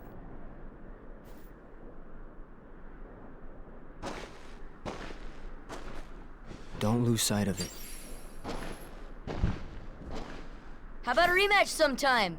Fair and square, no dark powers involved. I think I'll pass. It's so good. Sonic Blade. Very nice. Part of me was always like, I wish that was like a Cloud's Limit Break name instead that was given, you know? Get Cross Slash. I really like that scene. I think Cloud really fits in with the Kingdom Hearts story and universe with the light and darkness. And I love that it's they do his animation of the fucking hair. It's a fun one. I like that a lot. It's a good scene. We have the Sonic Blade ability. Slash an enemy while rushing past. Triangle at the right time for a combo. It's a big one. And one that we definitely will want to work towards. Something that I definitely didn't do anywhere near as much when I was playing this game as a kid was really capitalize on a lot of those abilities that can like be so powerful and so useful, and I just avoided them. And I was in that camp as a kid of, you know, this game is like a press X to win. You know, I would throw myself at fights and just attack them, and there's so many more ways that you can approach it, you know. Like, magic is totally viable. There are so many good abilities, like that, you know, Sonic Blade's just one of them. There's more to get that are even more powerful. And as a kid, press X to win. Stupid stuff. He's kind. He's always there for you. And he's handsome to boot. He's perfect. Perfect. Perfectly infuriating. He makes me crazy. Wait a minute. What are you worried about? All the pieces are in place. Relax. Whoa. Here's what you do. Let Hercules train the kid. In the next games, I'll take care of them both. Who invited you to the party? Stay out of this. This is my show. As you wish. Fight to your heart's content.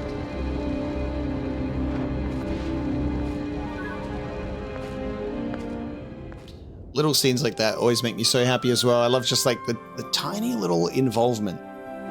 Maleficent just watching, you know, just watching, just observing. I wish we could have like nighttime variants for some of the worlds sometimes, or daytime variants even. Like you've got seeing Olympus Coliseum during the nighttime, and what would Travis Town look like during the daytime? Stuff like that would be really interesting, I think. We do have our third world here with a battle level of 3. Let's jump in to a brand new world. And we'll see why, maybe, we didn't jump into this one immediately.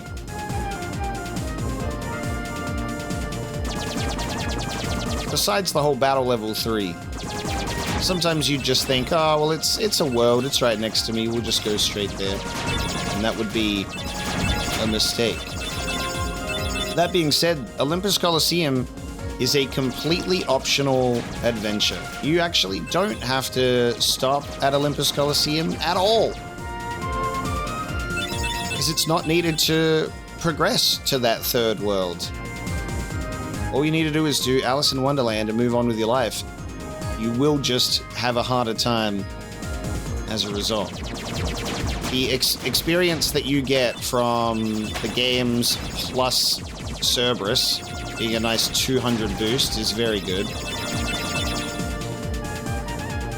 But we are looking to get, you know, pretty much the most crucial magic ability ever. The most crucial magic ability ever soon. If we even make it there on time, I might die. I'm getting shot to pieces out here. Yeah, Olympus Coliseum is charming. Something that is also really interesting for me playing this game and doing a playthrough of it for the first time, instead of, you know, growing up with it and playing it in my own time, is how quickly the worlds pass you by. I spent so long in a lot of these worlds as a kid, whether it was due to challenge, just due to exploration, you know, stuff like that. And it's wild to sit here and make progress through these worlds. And I've made progress through 2 worlds in, you know, an hour and a half. The perception of time compared to playing games as a kid to being like a fully fledged adult, you know, it's so different. Especially because Kingdom Hearts is a game that it doesn't always tell you, well, it barely tells you where to go, you know? That's another thing.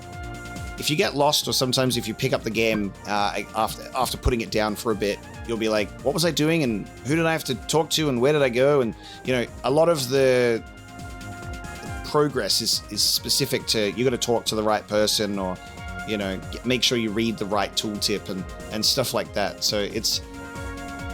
I look back to my childhood days of playing a game like this, and I'm like, of course I put tens and tens, almost to like hundreds of hours into this game growing up, because I just spent so long in these worlds, instead of now I'm just playing it and I'm taking it all in and progressing at like a normal pace, you know?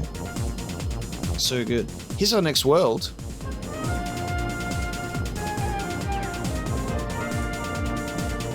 Hey, Donald, maybe King Mickey's down there. In a backwater place like that? No way. Let's move on. Hold on, Riku and Kairi might be down there. Let's just check it out. Forget it. We're on an important mission. Just land. No. Come on. Oh, phooey. We're landing. Don't touch that! No! And maybe that's why we didn't come here very first after finishing Wonderland. Because maybe we'd have a crash landing. Maybe we'd be stuck here for a little bit. Who knows? Oh, my head. Donald? Goofy?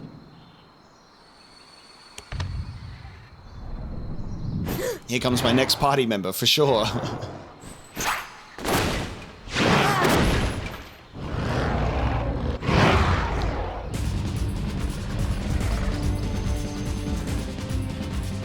First thing that happens when you enter a brand new world is getting attacked by a jungle beast.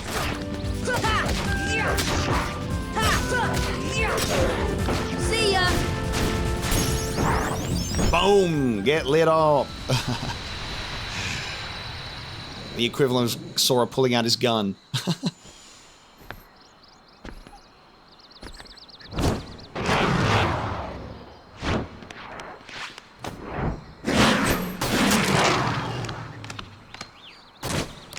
It's my goat right there.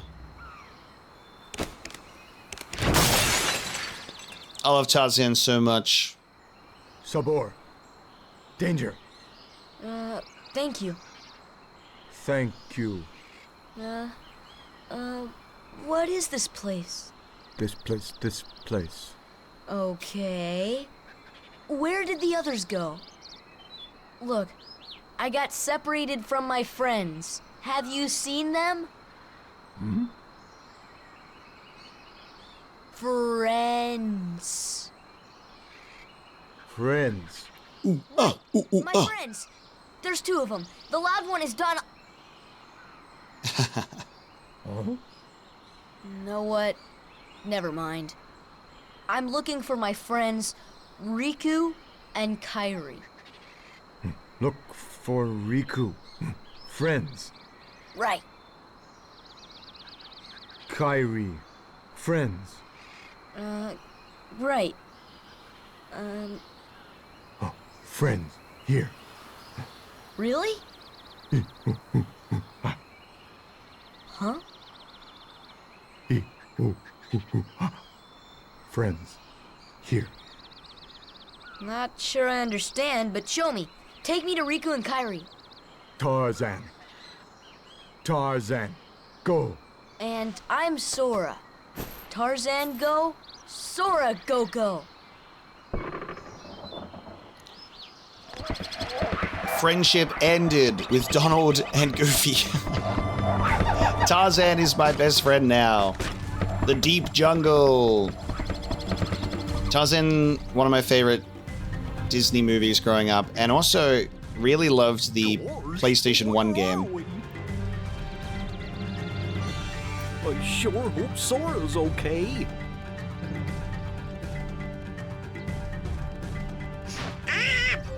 Who needs him? We can find the king without him, huh?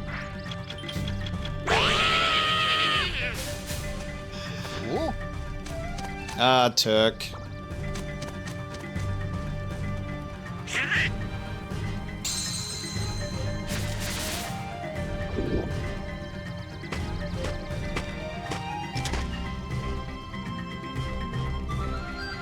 Uh-oh. This is such a fun concept. I like that there isn't this just buddy-buddy element with the group at all times, no matter what. Like, there is this rift that can grow. Like, these guys don't know each other. They've also got multiple goals, quite a few of them opposing, you know? Sora has come along on this adventure because he also wants to find Riku and Kairi. And that's what's most important to him right now. And Donald and Goofy, their most important thing is finding the king, you know? And not to say that each of them don't give a fuck about the other, but there is obviously a genuine element of Donald does not really care whether or not Riku and Kairi get found. They just want to bring him along and ask questions later. Yeah, sure, we'll find your friends, you know? And Sora's like, I don't know you, but if you guys can get me to Riku and Kairi, sure, I guess I'll come along. But I like that the party gets split up over a bit of an argument, and then they have this moment of like, I'm looking for my friends Riku and Kairi, actually. We'll jump down into the trees. Gives a bit of variety when you land into a world as well.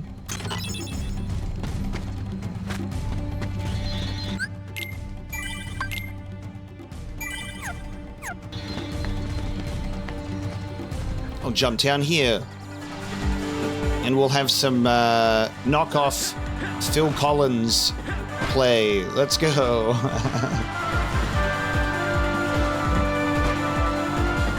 This would be a copyright nightmare if they also decided to put in Phil Collins soundtrack, because not only did they get themselves in trouble by putting in Tarzan because of the whole, it's not really a Disney thing, it's an Edgar Rice Burroughs thing. You know, it's got like that weird stuff to it. Also throwing in Phil Collins on the mix would be incredible. Probably one of the best Disney soundtracks ever. Maybe the best ever. I reckon I could confidently say that. Phil Collins cooked hard on that. Lab instruments. Find the 2 research notes. I'm finding a bunch of slides. And we can take this for the small Beauty and the Beast reference that I like it to be. Having the kettle and the cups be like the same color scheme. Recipe card 1, light the stove. Be careful. Research note 1. Recipe for ether, ingredients, potion.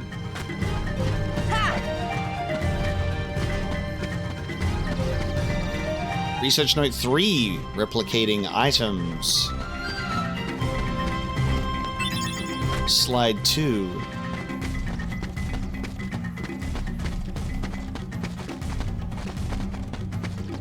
Research note 2, recipe for ether, ice, the ingredient. Recipe card 2, put the potion in the pot quickly. Required notes found, let's begin, starting the experiment. The potion was put in. After putting the ingredient in, ice it. Conducting the replication experiment, obtained ether. Very cool. Shall we light the stove? Required cards found. Let's begin. Potion is in the pot. It's ready to be heated. Light it. See ya! Yep. See ya! The stove has been lit. Cooking ready. Obtained a high potion. Very nice. Done. I love this level of interactivity with like things in the world. Kingdom Hearts is a little bit special for that, this first game. It just has some unique approaches that I really enjoy. So you can get some nice items that way. Can't buy them. Can't fly to Traverse Town right now on account of us not having a gummy ship. We've picked up a bunch of slides, and maybe we'll go in here.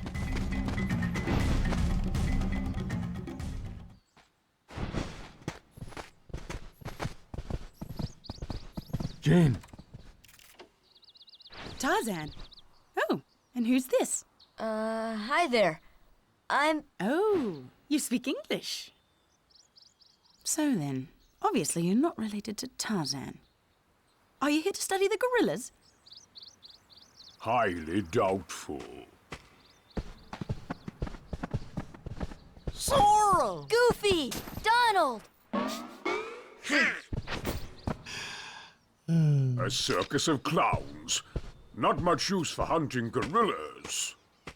Mr. Clayton, we're studying them, not hunting them. This is research. Well, the more the merrier. Do make yourselves at home. Well, anyway, I'm staying. Huh? Sora, look what we found. Look at this.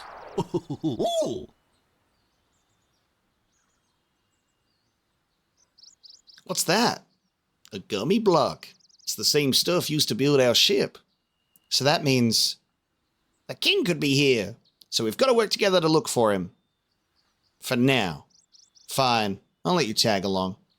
For now. Sorry, Tarzan. I got to do a little thing outside real quick with the Trinity. Jane in Kingdom Hearts 1. Definitive Kingdom Hearts 1 crush. There's just something about Jane. And that's not just the game, it's the movie too. Love Jane. Not Jane when she's being all prim and proper, but Jane in the jungle. You know? Love Jane in the jungle specifically. I feel like that's fair enough. Everybody has video game crushes when they played the game as a kid. With feelings they couldn't explain. We're all adults now.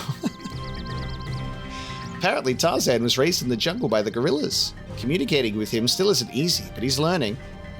So he was speaking in gorilla back there. Ah, that's right. You're looking for your friends?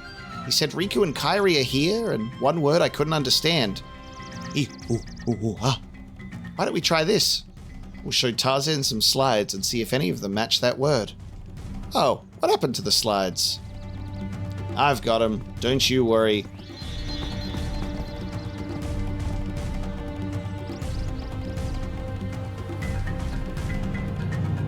What's wrong, Sora? What?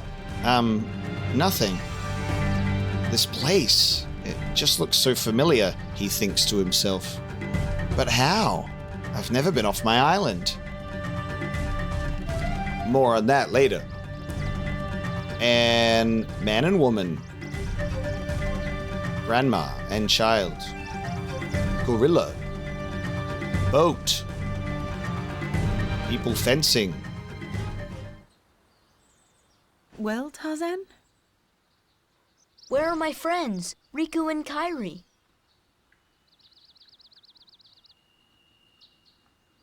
Hey, I thought... That leaves just one place. Young man, we've been in this jungle for some time now. But we have yet to encounter these friends of yours. I'd wager they're with the gorillas, but Tarzan refuses to take us to them. Really, Mr. Clayton? Tarzan wouldn't hide... Then take us there. Take us to the gorillas. Gorillas.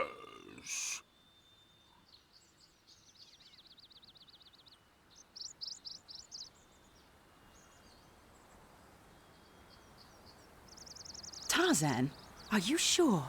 Tarzan, go see Kerchak. Kerchak?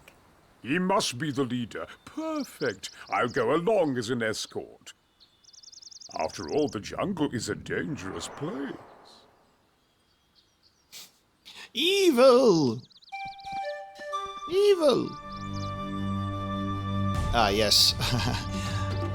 That'll be on account of the lovely FOV fix that I have, which is definitely worth it, but that's funny. You stick it at the door, you can see outside.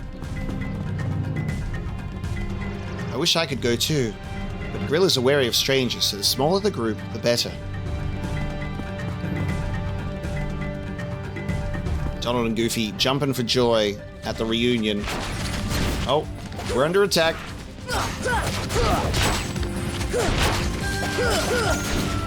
This is such a good random encounter that can happen. You can just frequently get attacked by Sabor, and then off he runs. I came here for a spot of Trinity. Thank you.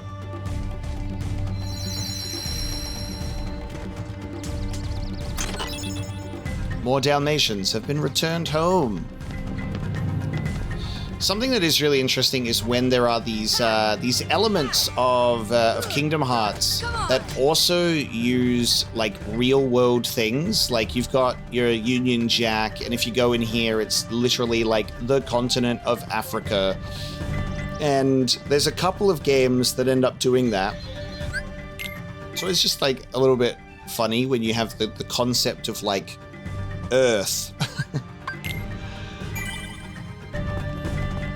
Alright, let's leave this place. Time to venture forth.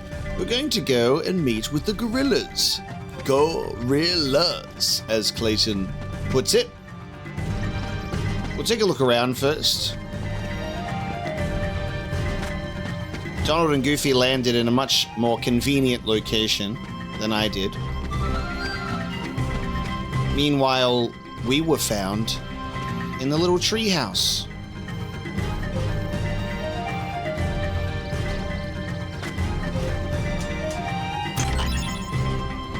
Sora's story in Deep Jungle begins in the same place that Tarzan's did. Except instead of Sora being taken in by the gorillas, it's a little bit different.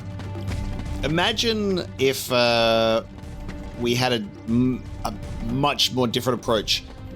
There's a whole alternate universe where instead of Deep Jungle, where we were associated with the human characters, to maintain the world order of the Deep Jungle, Donald has us transformed into apes, and we become gorillas. Where's the gorilla Sora that we deserve. Similar to, you know, when we go to another world that won't yet be mentioned for spoiler reasons. Caught myself there. I'm like, I told myself I wouldn't talk about future games until they come up. If you know, you know. But where's my gorilla Sora at? Ah.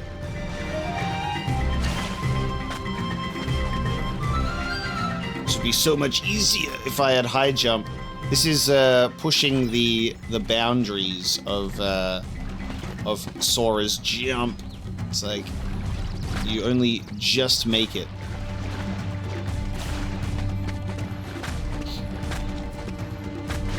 It's cool to think about potential like worlds and disguises that you could have to maintain the world order. You know, what could Alice in Wonderland have been instead? You know, you disguise yourself in theme with the whole thing. Wouldn't really work as good, I think. But I could imagine Gorilla Sora working quite well, to be honest. The heroes thing works just fine in Olympus Coliseum, but you could also have them dressed, you know, in fitting attire. Got an attempt at platforming here. There's a swing from the vines. And maybe we'll, alright. Screw that, I guess.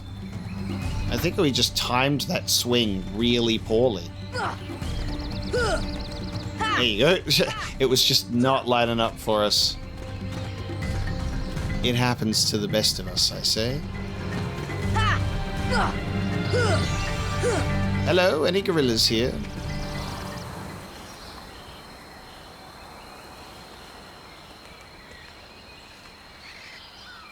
Kerchak, please listen to me. I know the nesting grounds are secret, but I trust them. You see, I want to help them because, well, they need us.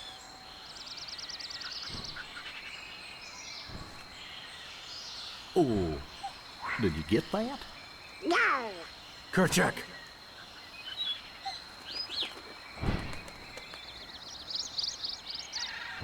Kerchak. I like that. That's the simple enough explanation you need from Goofy to communicate that they're talking gorilla right now, but it's just translated for us. He seems sort of distracted by something. Was he looking toward the treehouse? The treehouse. Up we climb. My ideal, like, Tarzan situation, because we'll talk about Tarzan as a world. It's one of those outliers. I will say that this is one of those worlds that is like a one and done in terms of its appearance. It shows up and, you know, there's not really much story that they could, you know, do to visit it again. But there's a part of me that would love if world traversal in Kingdom Hearts wasn't always like a linear experience. You know, it could be really cool to have Deep Jungle come up again, and then Sora's like, Deep Jungle, oh my, like I haven't been here in so long. And you get there, and Sora's grown up, but it's like an earlier version of the world. And at that point in time, what if Tarzan's like a little kid, and we do that version of Tarzan when he's a kid and he's growing up in the jungle instead. And you could have Sora, Donald, and Goofy actually blend in and be gorillas at that point and become friends with kid Tarzan. And then when he grows up, he wouldn't know that it's the same people. Or maybe he'd have like a hint of recognition in the future. You know, they could have like a little flash forward scene where he remembers. It's like, you guys look different the last time I saw you, but your hearts are the same. What's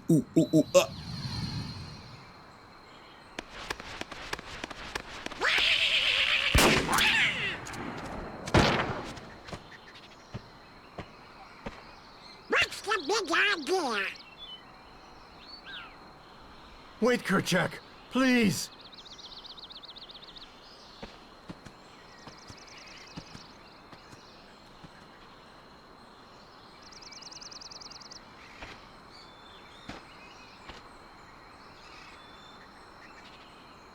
You don't understand. I was only trying to. Ah, a snake slithered by. You see, I saved that poor gorilla's life.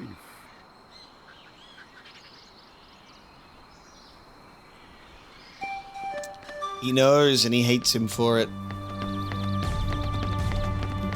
He knows that he's a lying piece of dirt. And now what? Back to the tent we go.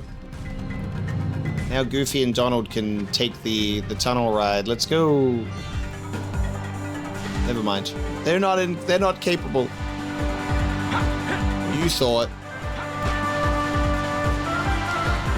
Donald says, yeah, we'll take the long way back, actually. Ain't no way I'm sliding on that tree. This is such a nice inclusion, though. I love that this is even considered. You've got to have your tree sliding. Yeah, genuinely, I think it would be a really fun idea to have, like, the gorilla side of the story get more attention in that way. Hey, buddy, I heard you. Instead of focusing on the humans, you could have interactions with the gorillas, and you'd actually be able to talk to them. There'd be some really cool scenes with Turk, and you can do like the elephant stuff, and there's just be so many cool scenes that I could imagine if they chose to do younger Tarzan for a Kingdom Hearts experience. If they revisited this world, that's what I would want to see. But I reckon that they would probably end up doing a continuation. If Tarzan was to ever come back, it would be more of like a reunion with an old friend instead of doing something like that. But in a perfect world, let's say that they had immaculate foresight on Kingdom Hearts in the future of the series. They could have started with younger Tarzan in this one, which would have been really cool. And then in Kingdom Hearts 2, or like another game, you revisit him and he's grown up. Something like that. Like you revisit him in Kingdom Hearts 3, and it's the grown-up events of Tarzan.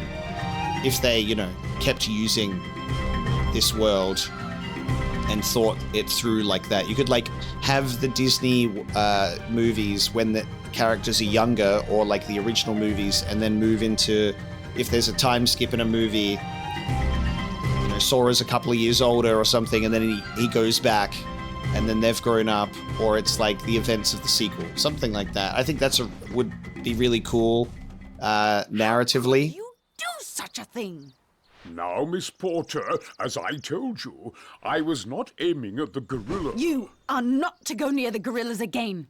Oh, because of one mishap. Come now. Huh? His facial animation is so good.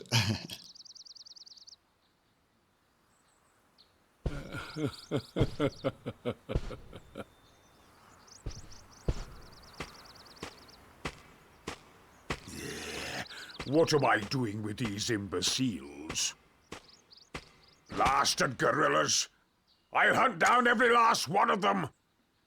I'll track them down somehow. I'll stake my life on it. Hmm?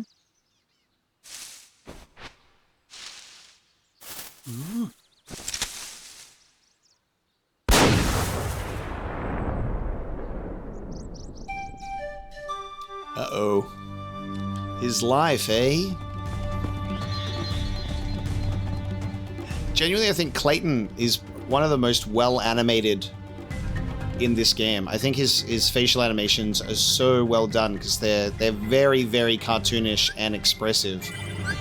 in such a fitting way, especially when you have the contrast where it cuts to like the blank face animation where it's like less animated. It's more of just like what we're looking at right now, just the normal faces that lack any depth when they focus on them. Yeah, so cool. Heartless! Yes, and the Heartless of Deep Jungle have arrived. Some of my favorite Heartless ever. I love the Power Wilds. Iconic Heartless.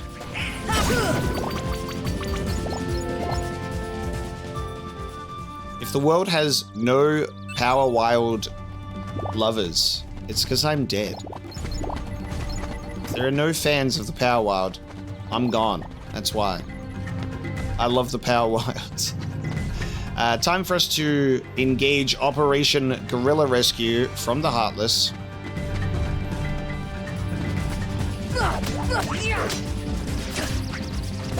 Yeah, obviously, like the Kingdom Hearts series, they use a lot of different Disney worlds, and it has like some Final Fantasy identity.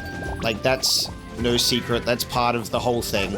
So there's always like this question with new Kingdom Hearts games of what worlds are they going to do? Are we going to revisit any? And, you know, there's the question of Kingdom Hearts is like an overarching narrative and the place that Disney worlds or other events, you know, serve the greater story. Are we just playing through the Disney movie, or does the Disney movie actually connect with its own unique story with the larger Kingdom Hearts world? And I love it when it's connecting with the world. Like you have that, you know, the scene with the villains in their little secret shadow council, you know, and they're talking amongst each other and having a little bickering session.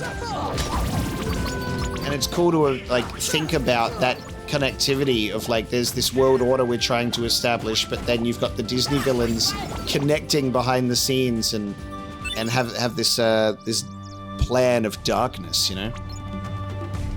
I love that stuff. And thinking about the interconnectivity of the original story with Disney properties, I'm just thinking about how cool it would be to revisit worlds and have the story be a continuation, you know? Not to say it obviously doesn't do that. There could possibly be instances where that does happen, you know, characters form these relationships. I wish it was maybe a little more frequent. It's hard to strike a balance between revisiting worlds and experiencing new ones, obviously. I think there's some missed opportunities over the course of the series of ones that would be so amazing to witness. Come on! And I always thought, you know, if they're really never going to revisit Tarzan again because it's too much of a hassle with the whole copyright nonsense, give us the Jungle Book. Reuse the jungle setting and give me one of my favorite Disney movies ever. And let me see Sora versus Shere Khan. And that would be another really interesting premise. Because what approach would they take? Would Sora and the gang try and blend in as animals and interact with them, or would they would Sora also be like considered, you know, a man cub? Sora could be a unique little man cub in Jungle Book, along with Mowgli. I think that has some really fun potential.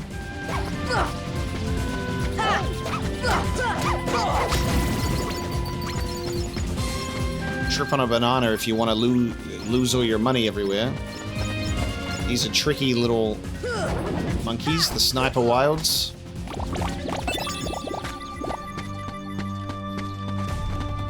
Yeah. Jungle Book would be so good. I could see like Donald and Goofy being a little more transformed into something like more like an actual dog and a duck to fit in. And then Sora being a man cub of questioning outfit. It's like, what's this outlandish outfit you have while Mowgli's in a goddamn loincloth similar to Tarzan?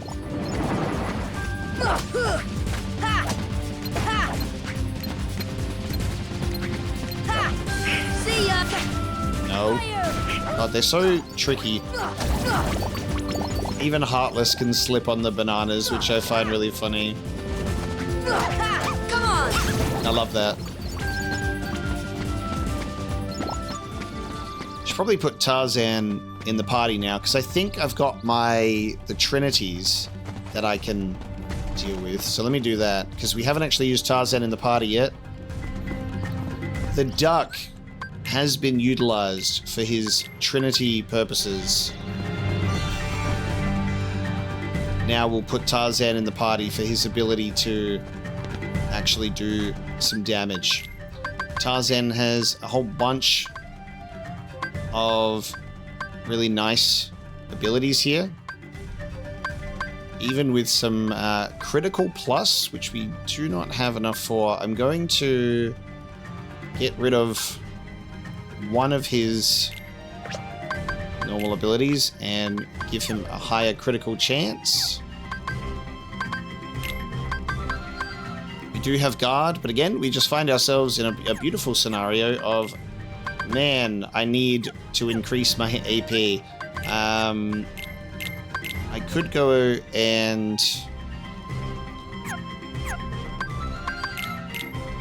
buy just more ability related equipment. We'll have more than enough AP eventually. I think we need to go to, I'm trying to think, 2 to 3 more locations where we gotta rescue some gorillas. The treehouse is one of them, the area before the treehouse, and another area before the tunnel, I think. Oh my god, I thought I was going to miss that and fall.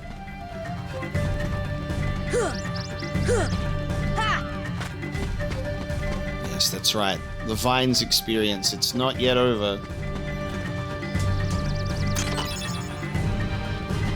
More Dalmatians returned home.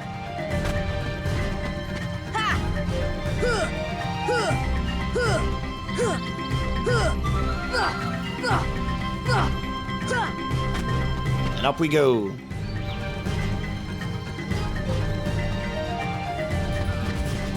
Yes, this was the one I was talking about.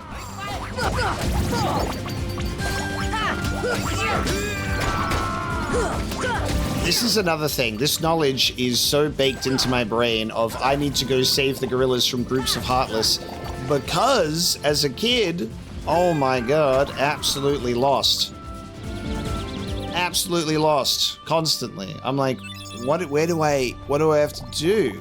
Where do I have to go? And you're running around a lot. And you're like, where do I have to go? I have no direction. And then you eventually realize that all of these areas you're going in, you're saving Heartless. It just takes a lot longer when you're not given that initial, hey, maybe go save all those gorillas. They're all in trouble.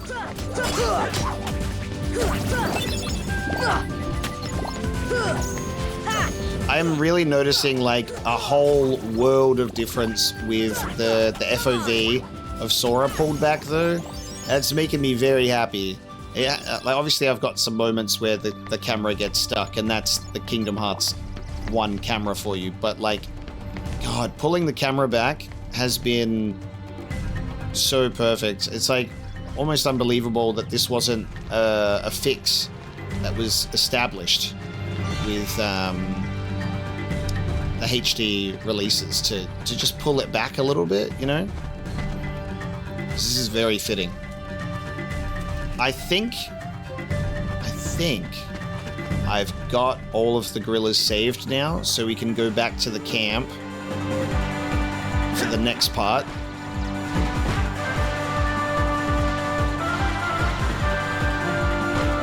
bit of tree sliding.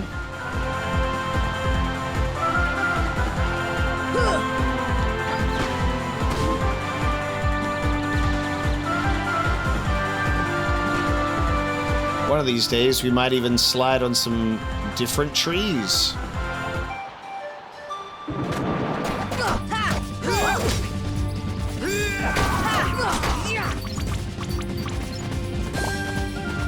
It's entirely possible I'm still missing a gorilla, maybe?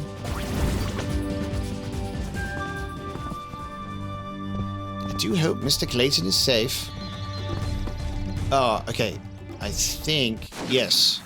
We got it, yeah. No, I did do it. Then you return here. Then you rest. Then the gunshot goes off. So again, these things playing out in sequence. After you've saved the gorillas, then you have to go back to the camp to rest. It's just something that you'd probably be considered normal. Like you would eventually go to the save point. And then the story would continue. Then we've heard the gunshot. Let's go and investigate.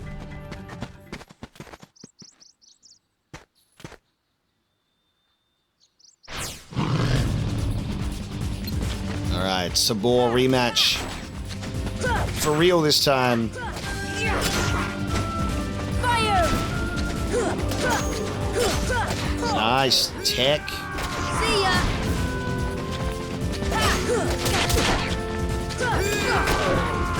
Get him, Tarzan. So now we're seeing Tarzan in action. Fire! Come on! Nice. You are beaten. It was a really hard fight for me as a kid too. Died a few times to Sabor. He's a tough cookie. He's a big cat.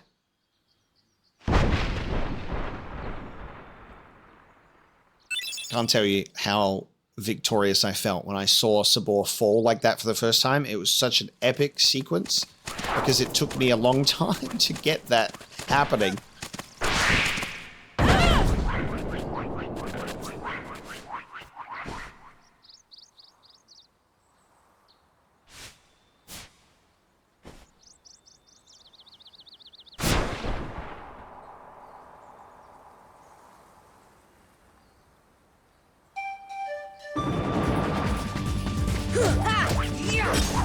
Got the White Fang now, so we'll get that equipped pronto.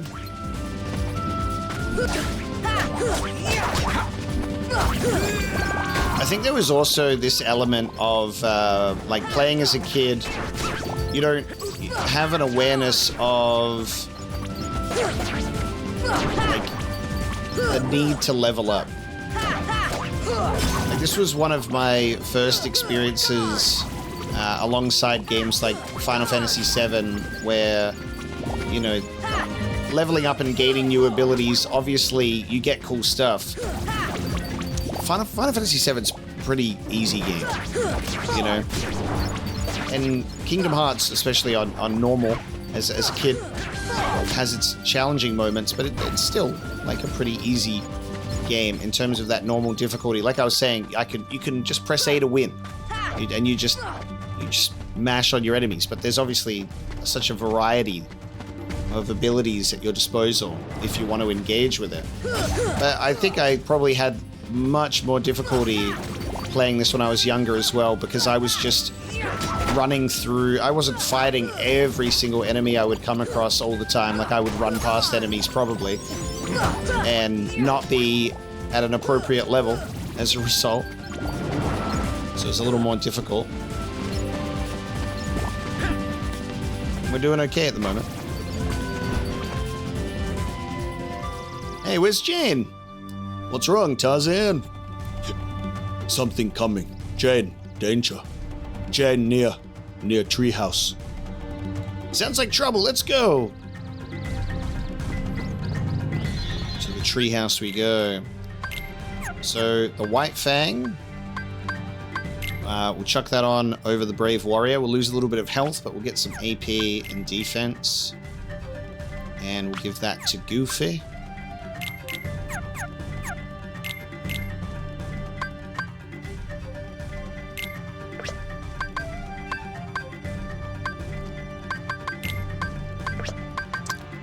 want to get Sonic Blade happening. So we're going to make Sonic Blade happen.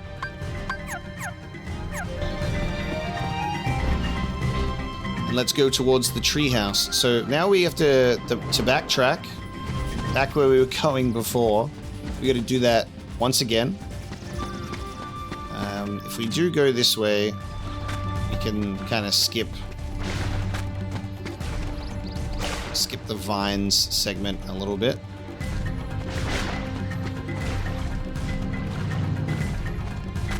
Oh God, I always clench on that specific jump. Like, yeah. That takes us like right to this. Tarzan!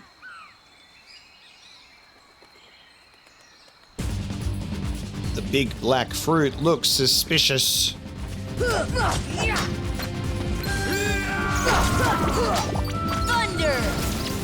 Start destroying the suspicious looking item.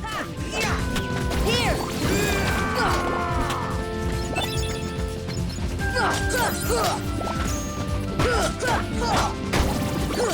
Come on!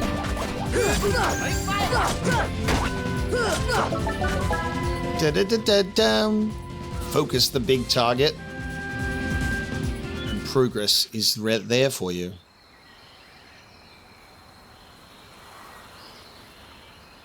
Clayton came to the tent, and that's the last thing I remember. Clayton? Gorillas trapped. Turk ran. We must help the gorillas.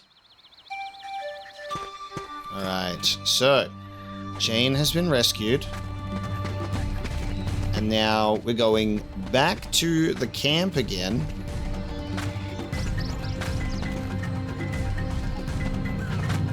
Not the treehouse. Well, yeah, whatever. I'll do down here. And we'll do another. We just love the tree ride so much. Back on the tree ride again.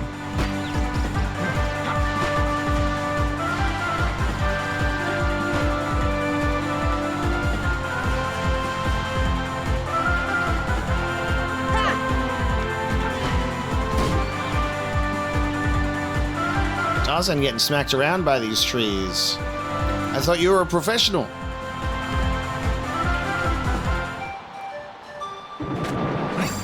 Alright. Now the real fight begins.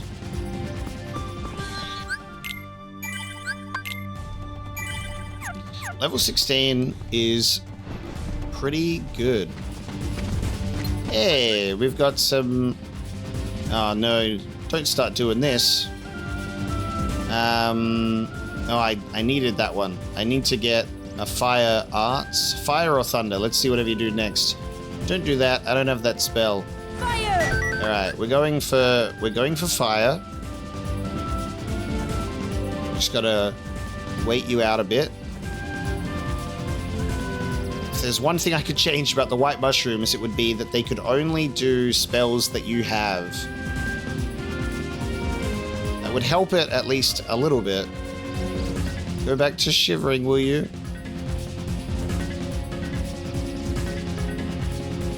Fire! And just one more time, please. Fire! Oh, you there we go. I almost just lost it there. Thank you. We have the fire arts. No mystery goo this time. The mystery goo is indeed quite a rare drop. Will we get the chance to do thunder 2 times more before you leave? Here! 1 time more, please, please, please, please, please, please. Please? Please? Here! Yes! Very good to us today. Thank you. And a thunder arts. Very cool. Awesome. I kind of wish that if you just stayed engaged with them, they wouldn't disappear after a certain period of time. But we've got a fire, blizzard, thunder arts at the moment, so that's very cool. And that's all the magic we currently obtain.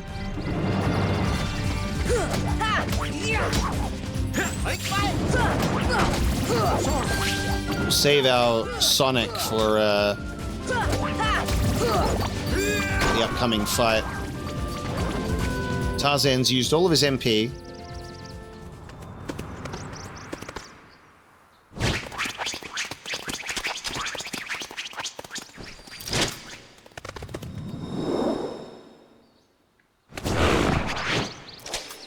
No! No!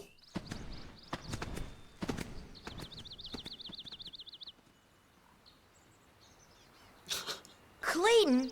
Not Clayton. Not Clayton. Bro gets straight to it. And he goes, okay, combat time. Right. Come on! And he's healing.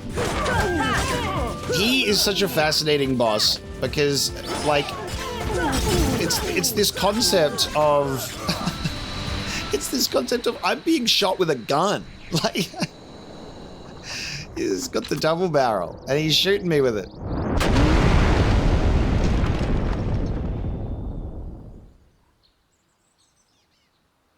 Did you do that?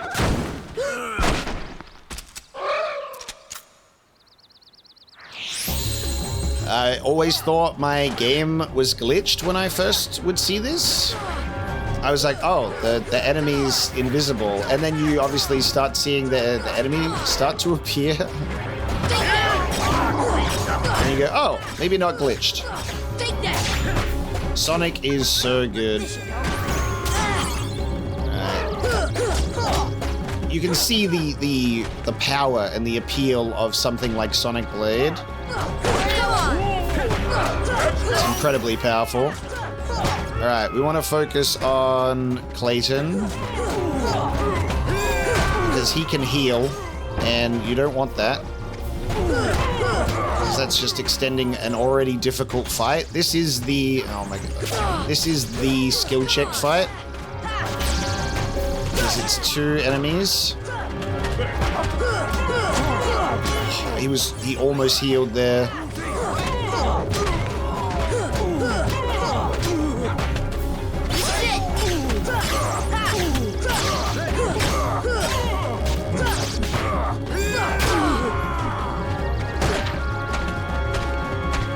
Get back down. Nice, okay. Clayton's gone. Very good.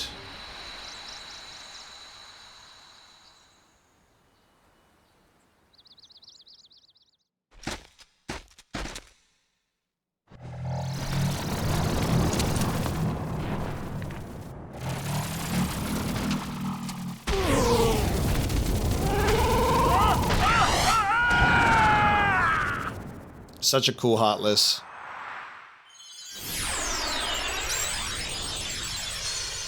Just like actual camo pattern chameleon.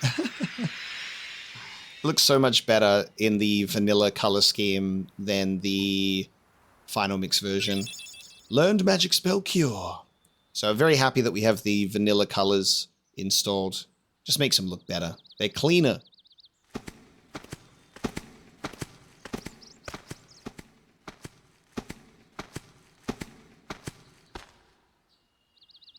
Huh?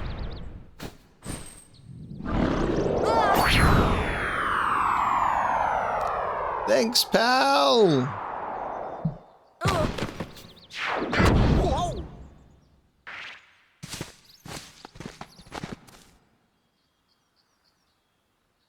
That's his way of saying thank you.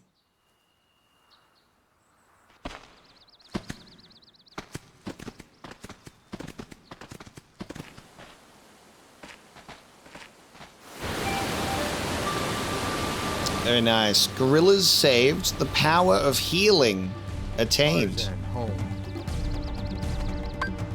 So we now have another lovely, very, very useful spell. And I will finally upgrade my my shortcuts. And we'll add Cure in there. I'm a Cure on Triangle guy. I find that you're much less likely to accidentally press Triangle to heal. It's more of a Kingdom Hearts 2 thing.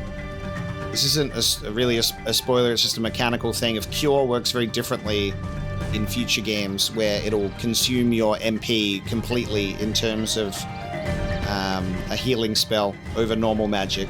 So you don't want to accidentally cure and you lose all of your MP. So it's more of like a retroactive habit that I place cure on triangle even on Kingdom Hearts 1 as a result. But we're in a really cool location.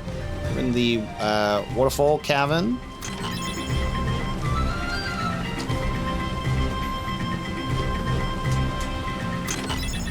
We got more Dalmatians. We've been pretty efficient with the return of the Dalmatians. We'll have to go check in at Traverse Town. So here we go.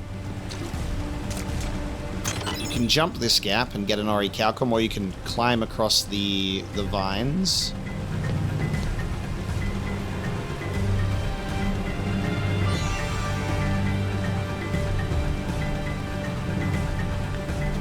Jump all the way up here.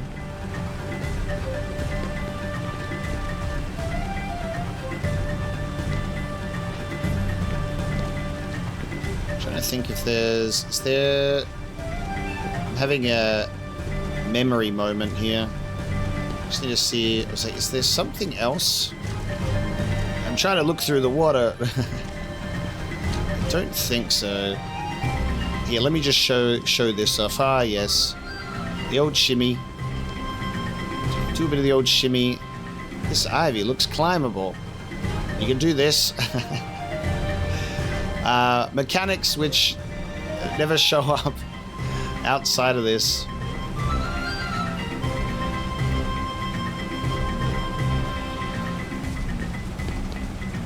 And through here.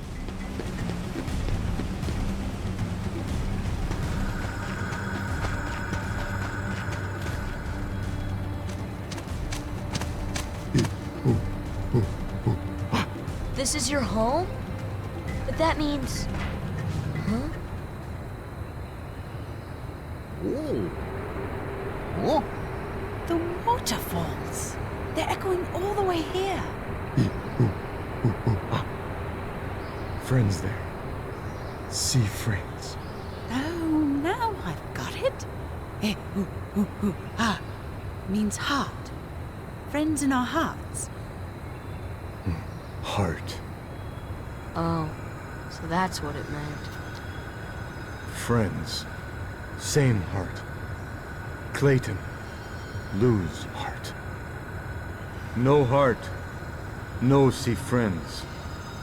No heart. No friends. Sorry about what I said. I'm sorry too. Yeah, all for one, huh?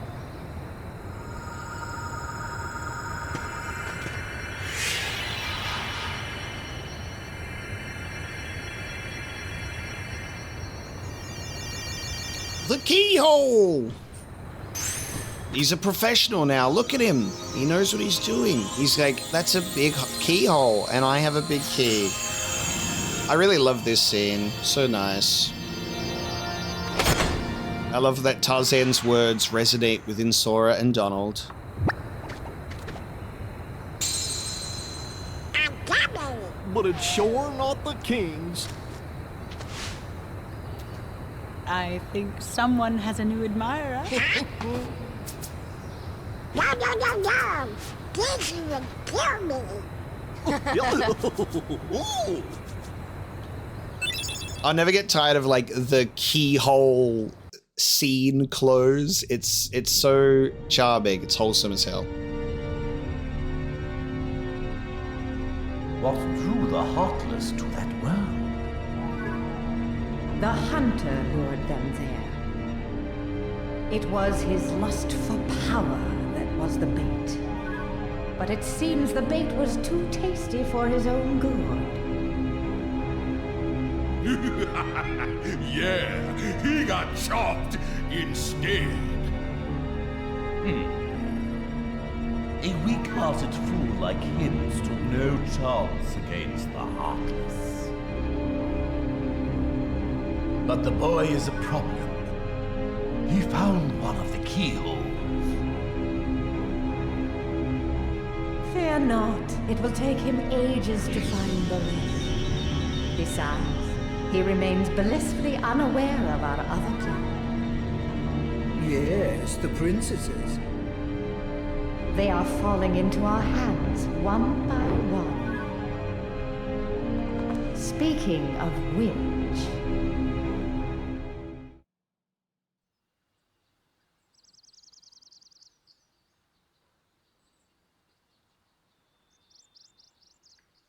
Such a good shot. I love that cutscene so much.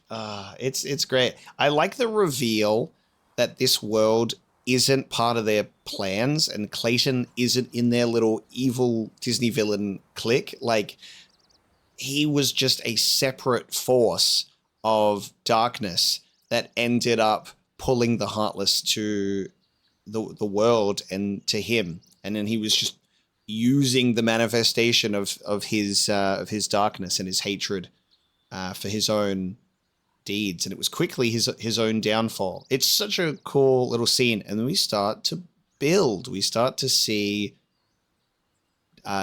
Disney princesses falling into their hands, and then you start to think about the fairy godmother talking about Cinderella, and you're like, oh, does this all have some potential connection there?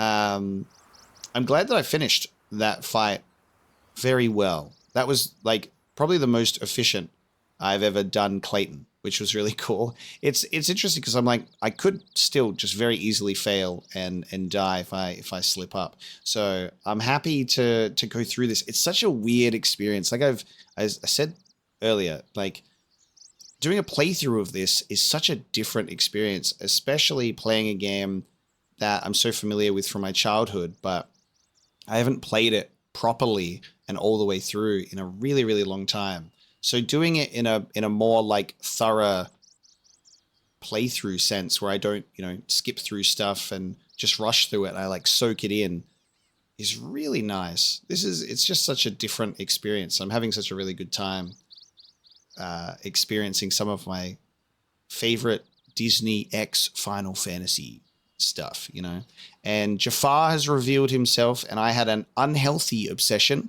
with Aladdin as a young lad. I would put Aladdin probably at the top of my 90s Disney list.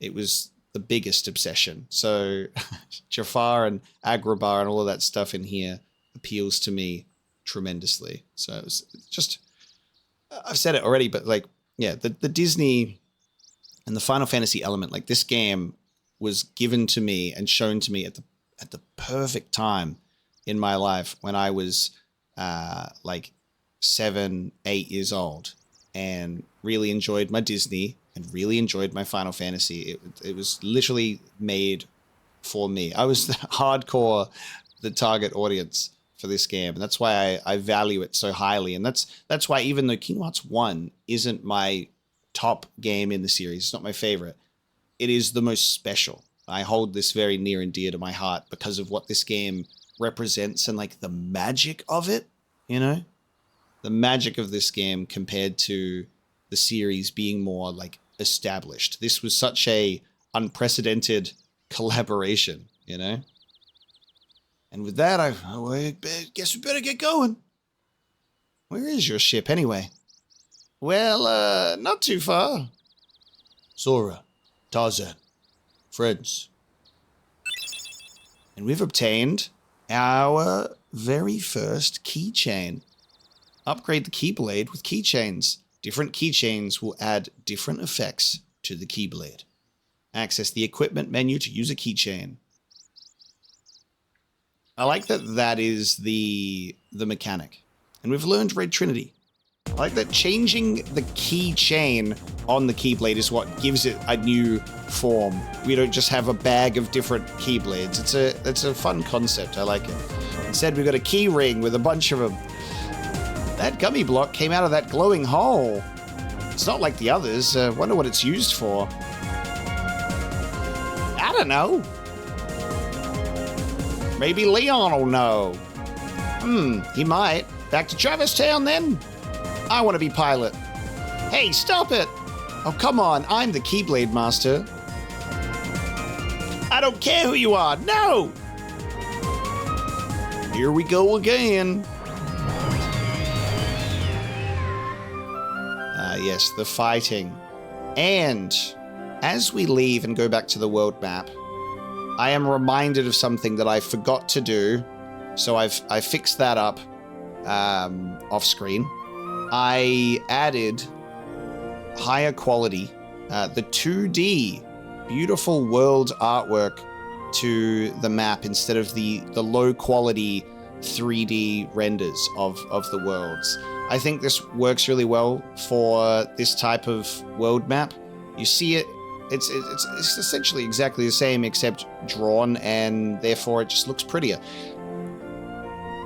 It allows for a bit more of a high definition feel on the world map compared to the actual 3D models.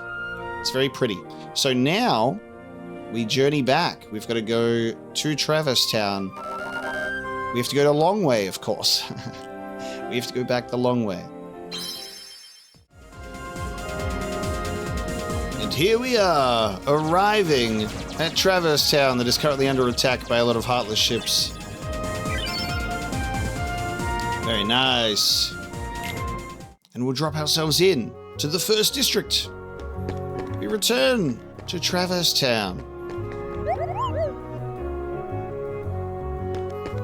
So our second proper visit back to Traverse Town as part of the story. We've got to find out what's going on in regards to the gummy pieces. Maybe Leon will know. And that's what we're going to be finding out next time. So thank you so very much for joining me for a huge episode as we went through Alice in Wonderland, Hercules, and Tarzan across Wonderland, the Olympus Coliseum, and the deep jungle. That was a really fun episode. There was a lot that we accomplished, made a lot of progress, and we're ending the episode where it began, back in the accessory shop in Traverse Town. Next, we talk to Leon. We'll discuss next steps, and we'll see what lies around the corner. Thank you so much for joining me for this episode of Kingdom Hearts. I hope you enjoyed it, and I'll see you next time.